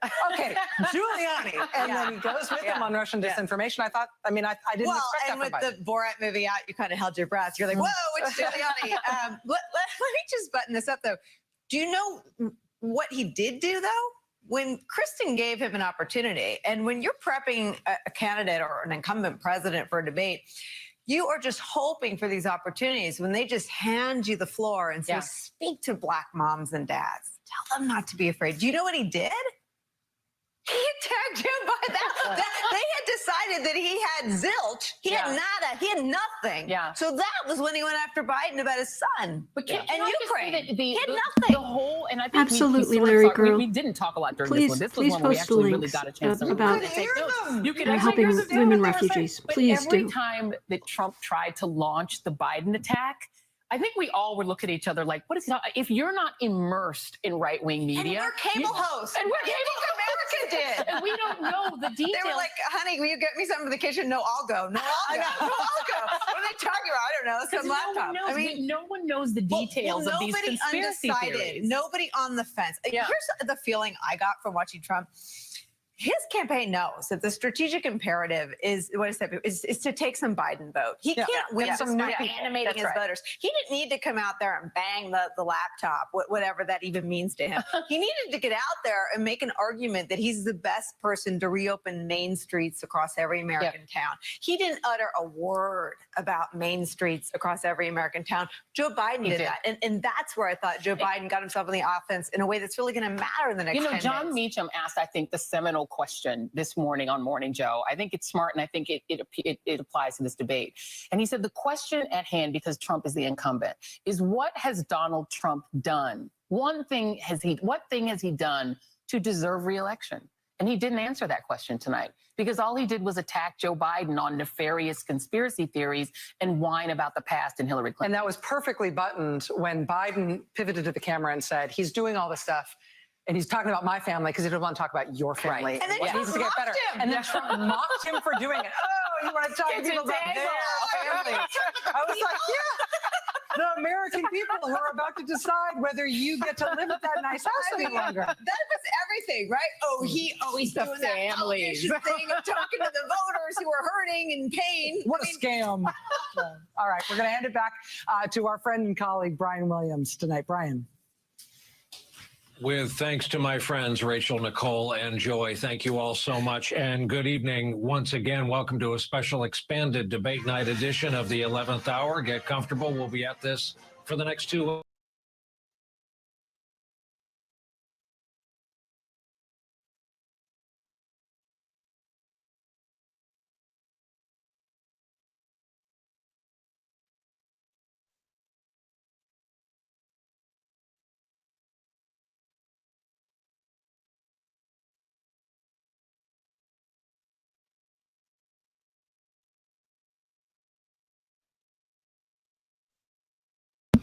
Sorry about that. Thank you for telling me, warning me that I turned the mic off.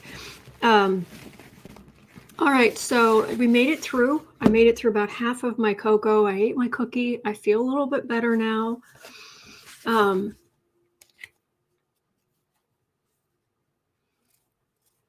Lindsay saying, question, comment. Autumn, I just have a problem trying to understand how a kind and loving friend of mine supports Trump. My parents are Trump supporters. My parents, who I absolutely love. I don't get it. I can't. It breaks my heart. It's on now. Is my audio on now? Still no sound? Okay. Mike's going there. Mike's going here. Okay. Paul says, I hear you just fine. Okay, Coco, I can hear you. There you are. Okay, great. Okay. I just had to catch up. There's a kitten. All right. So, oh, thank you, Alice. I don't know how I would have gotten through this without you guys because, wow. Wow. Denise, do they know you do this channel? Who's they? Who is they? Denise, let me know. Okay. So, oh, all right. I have cards. Let's see what, let's have a look. What overall, what are voters going to, hello, sweetheart. How are voters going to see this? Oh, that was the last debate. Thank heavens. Oh, thank heavens. What are voters going to think about this debate? Oh, do my parents know I do this channel? Oh, yes, but they don't watch it. Now, they've even said early on, you know, oh, you know, you should tell me, you know, what it is, and you know, so I can see it. It's like, no, I don't want you to see it. And occasionally they'll hear me talking, I'm sure. So no, I can't. I have to keep it on the down low. Hello, hello, hello, hello, precious. Oh, we're going up on the cat tree. And there he goes. Okay. All right. I'm going to put up something pretty. You know what? I was going to save this. I was going to save this one overlay for, oh no. No, I'll use this. Okay, I'll put up this one. There we go. We could use some hearts. There we go. Little hearts, little cleansing. All right, there we go. I understand Geek Hillbilly. But let me see. There are yes, Kay Nelson, there are the thumbs down. Yeah. All right. What are voters going to think about that thing? I mean, you can tell Trump thinks he won, but what are voters going to think about this debate? Is it going to move the needle? Is it going to anything like that? Is it clearer, easier to see the side? No, it's kind of 6 of one, half dozen of the other. Sword of truth. Some of what Trump says isn't going to land just because they've heard him lie so much that it's like, oh, what? Suddenly you're going to start telling the truth after 4 years? So, all right. Get this out. What are voters, American voters, going to think? It's a partnership, a Democratic partnership.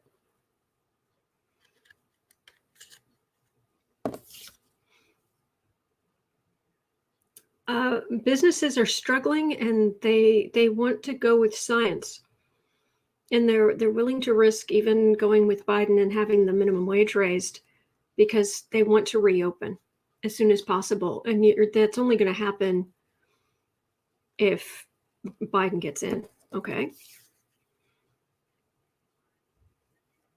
All right. Trump got, he made his points to his people. It was certainly better than last time, but could the bar have been lower for Trump's performance? Really? And tomorrow, everything just goes back to normal in the Trump era. which is awful.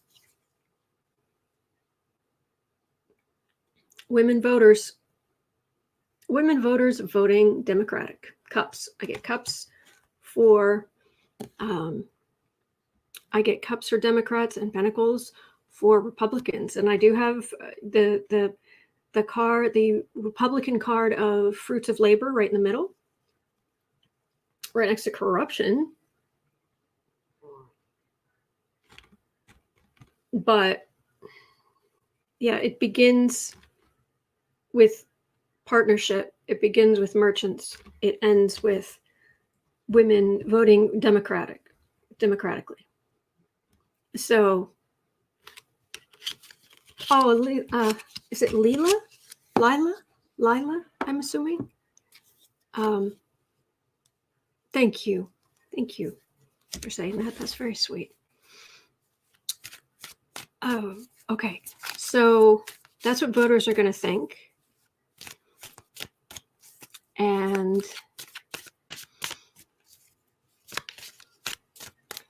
let's see.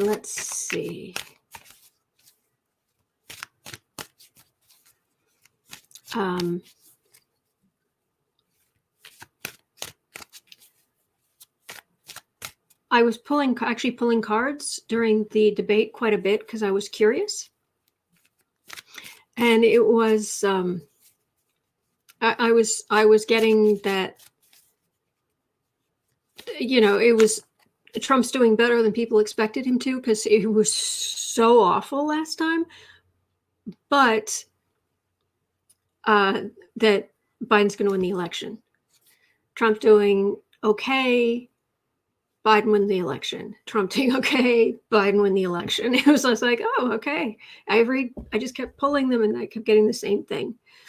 Steve, the only question is, incredulously, what would an undecided voter think? How could they possibly still be undecided? Yes, I agree. All right, undecided voters. Where have you been?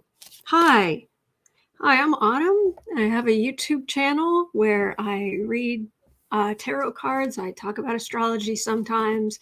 And if you I'm here every day at noon, and if you stop by, you can hear some of what's been going on in the country over the last 4 years. And trust me, you need to know. Undecided. Oh, undecided voters. Which way are you going to vote? Mystical Marina, one of my staff, is still undecided. Okay, Nelson with the pumpkins. I agree, Paul. Fall is the best time of year. What would it? I understand, Dave. All right, that's the card for Election Day. That is Judgment. I'm glad you're here, Lufjaloo. Thank you. All right, there's Trumpy the man. People know they know what he is. Oh, that's the Justice card. That's Trumpy the man getting the old Justice card, center of the reading. A lot of undecided voters, people who've not been involved in politics before, they are hurting. They are losing their jobs, they're losing their homes, they're out of savings. They see McConnell and the Republicans and Trump pushing this extreme judge instead of helping them.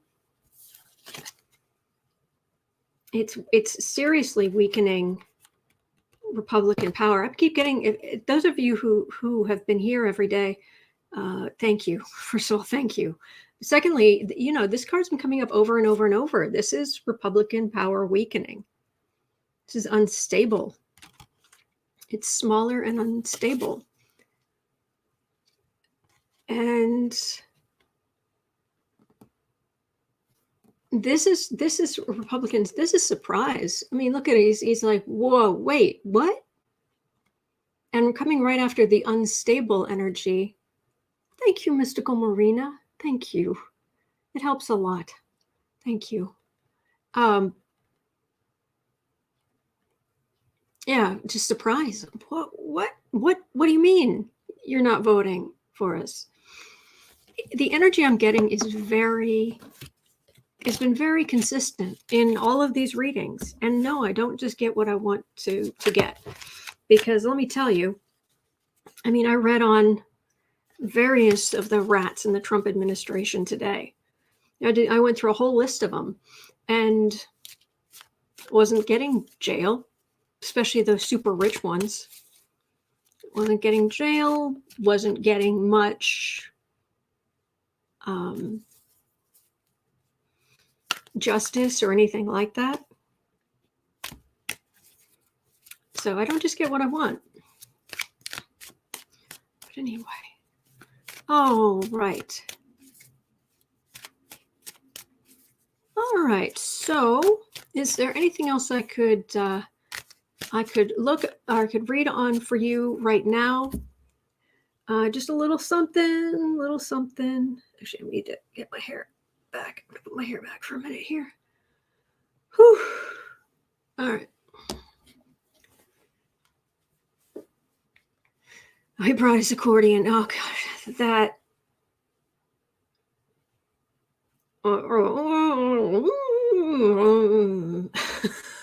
You know he wouldn't play it well. So thank you, John. Even after that horrendous joke. Thank you. You're very generous. You're very kind after me being so ridiculous. Thank you. Have they been hypnotized? Okay, how is Biden feeling? Pretty good.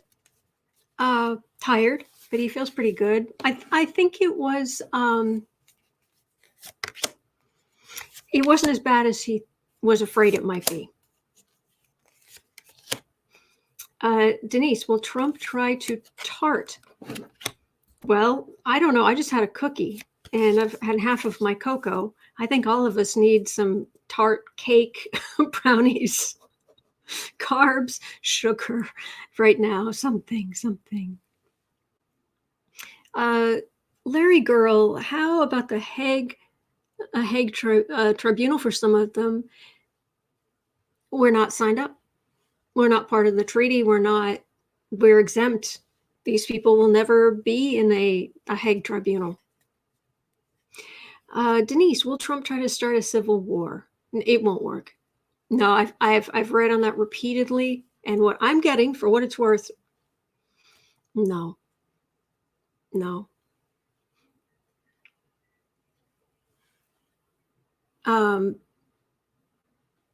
there was a Trump dynasty.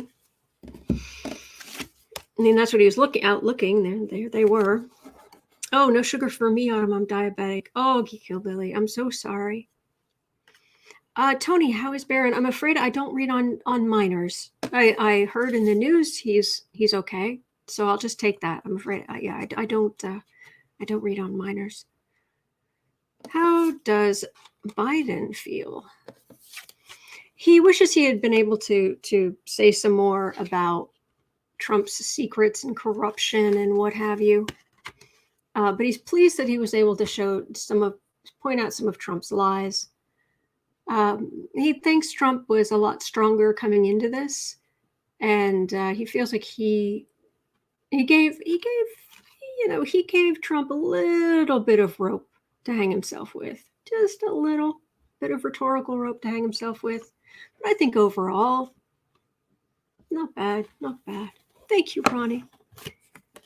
And he showed up, yeah. Well, I didn't know, Gay Hillbilly. I didn't know. So anyway,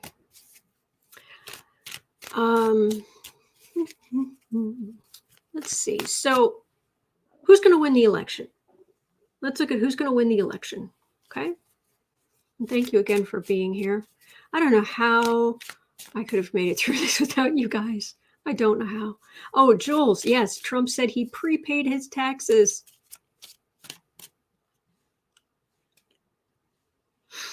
Kathy W., thank you.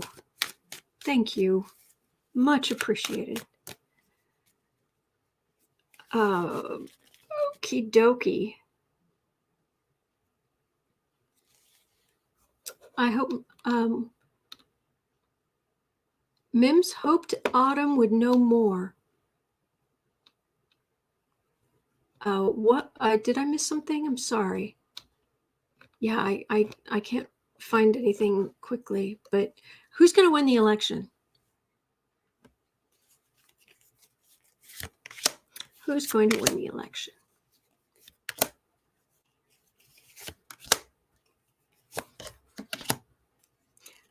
Love Julie, who prepays taxes? I prepay my taxes. Yeah, I use Quicken, self-employed, QuickBooks, and it tells me every quarter how much I should pay. So I do.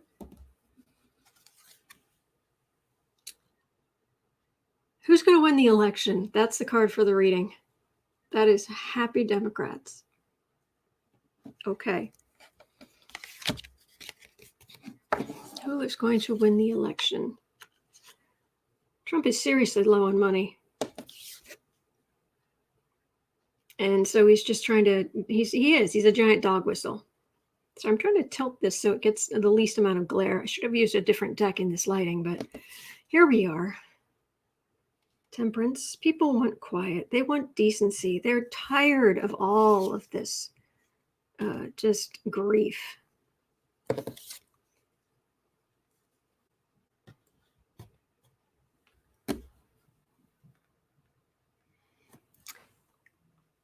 This feels like a new administration, but Republicans are not going to be completely powerless. I think they're going to have either states or in Congress, even if Democrats took over all, took over the presidency, House, and Senate, there would still be a lot of Democrats that can cause a lot of feet dragging. Mims, that was referring to how Barron is. Oh, okay. Sorry. I shouldn't get in the middle of. I can't keep up. But anyway, Lila, if he prepaid taxes, it would show in the return anyway.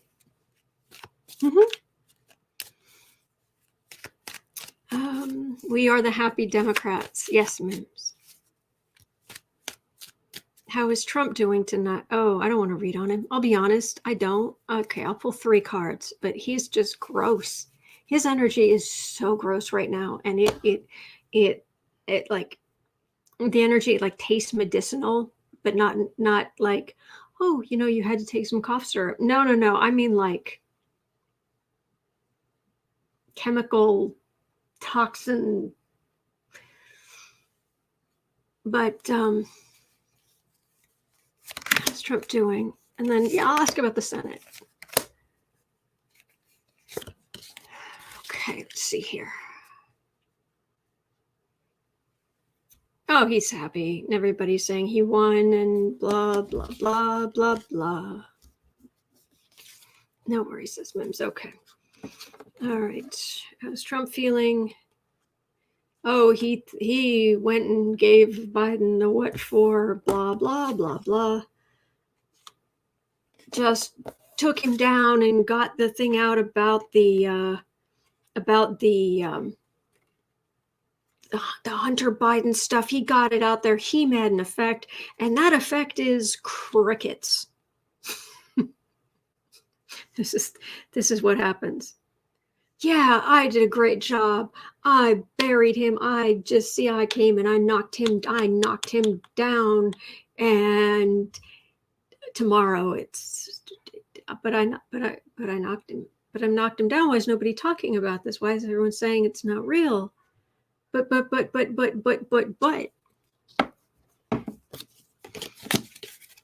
Mims, no more than 3 cards, please. We've had enough of him. Oh, I agree. Okay, Senate. Let's have a look at the Senate. And I'm gonna be back. Geek Hillbilly. Fake laptop story was a flop. Magical mystery. Do Trump's kids think he has a chance? Yes. Yeah. One of the Trump kids running the future. I've read on that a number of times, and I never got that they will. They want to. They think they can, but they are about to go into, once their father's out of office, there's going to be all kinds of legal purgatory that they're going to be in.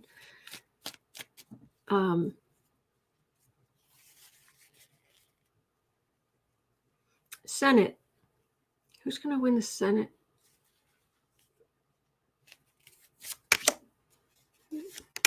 All right, who's about to win the Senate? This is not feeling very strong.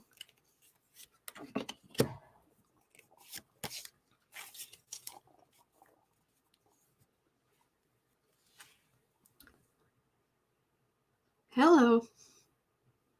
Groups of Democrats. It's a card for the reader, though, so let's see.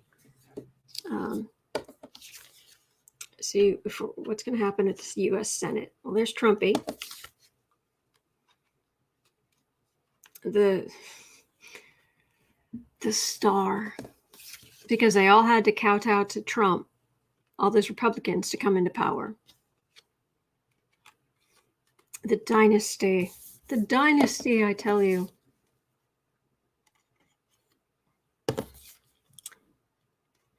The dynasty is going to take a beating. And a lot of these Republicans are going to end up out in the cold.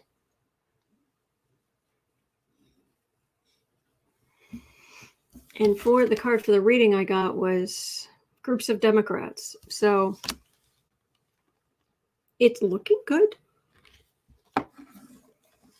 So, all right. And with that, I am going to go. Oh, my daughter wants to know, when will the real owner of the channel start giving readings, Boo Boos and Kitty? Aw. Well, what do you think, sweetheart? What do you think? You gonna come down here and do some readings? He is staring at the wall. This reminds me, I had a cat before I had these two great guys. I had for 20 years I had a cat named Nick, black cat. He was so great, such a lap cat. Everybody loved Nick. And I remember we had this one Christmas where Nick loved, he'd put ribbon on the packages, and you couldn't put the packages under the tree until Christmas morning, because if you did any time sooner than that, he would go right under the tree and he'd grab one of the ribbons in his mouth, and he'd walk backwards and he would pull all of the packages out into the middle of the floor. All right. And then when you were unwrapping, it was crinkly paper, and he loved crinkly paper. So you take a pit and you'd crumple it up and you'd throw it. So anyway, by about 11 o'clock on Christmas morning, with all the ribbon and all the crinkly paper, and I looked over at him, and there was a sliding glass door where I was in this apartment where I was living, and he had gone up, and he had his forehead pressed against this cool glass. It was, it's cold, it's glass. So he's got his forehead pressed against this door, like, make it stop, the crinkly paper, make it stop. I can't take any more. So that's kind of what he's looking like right now, where it's like, oh, so much going on and so much energy, and oh my gosh. So anyway, thank you so much for everything. Thank you for helping me get through this.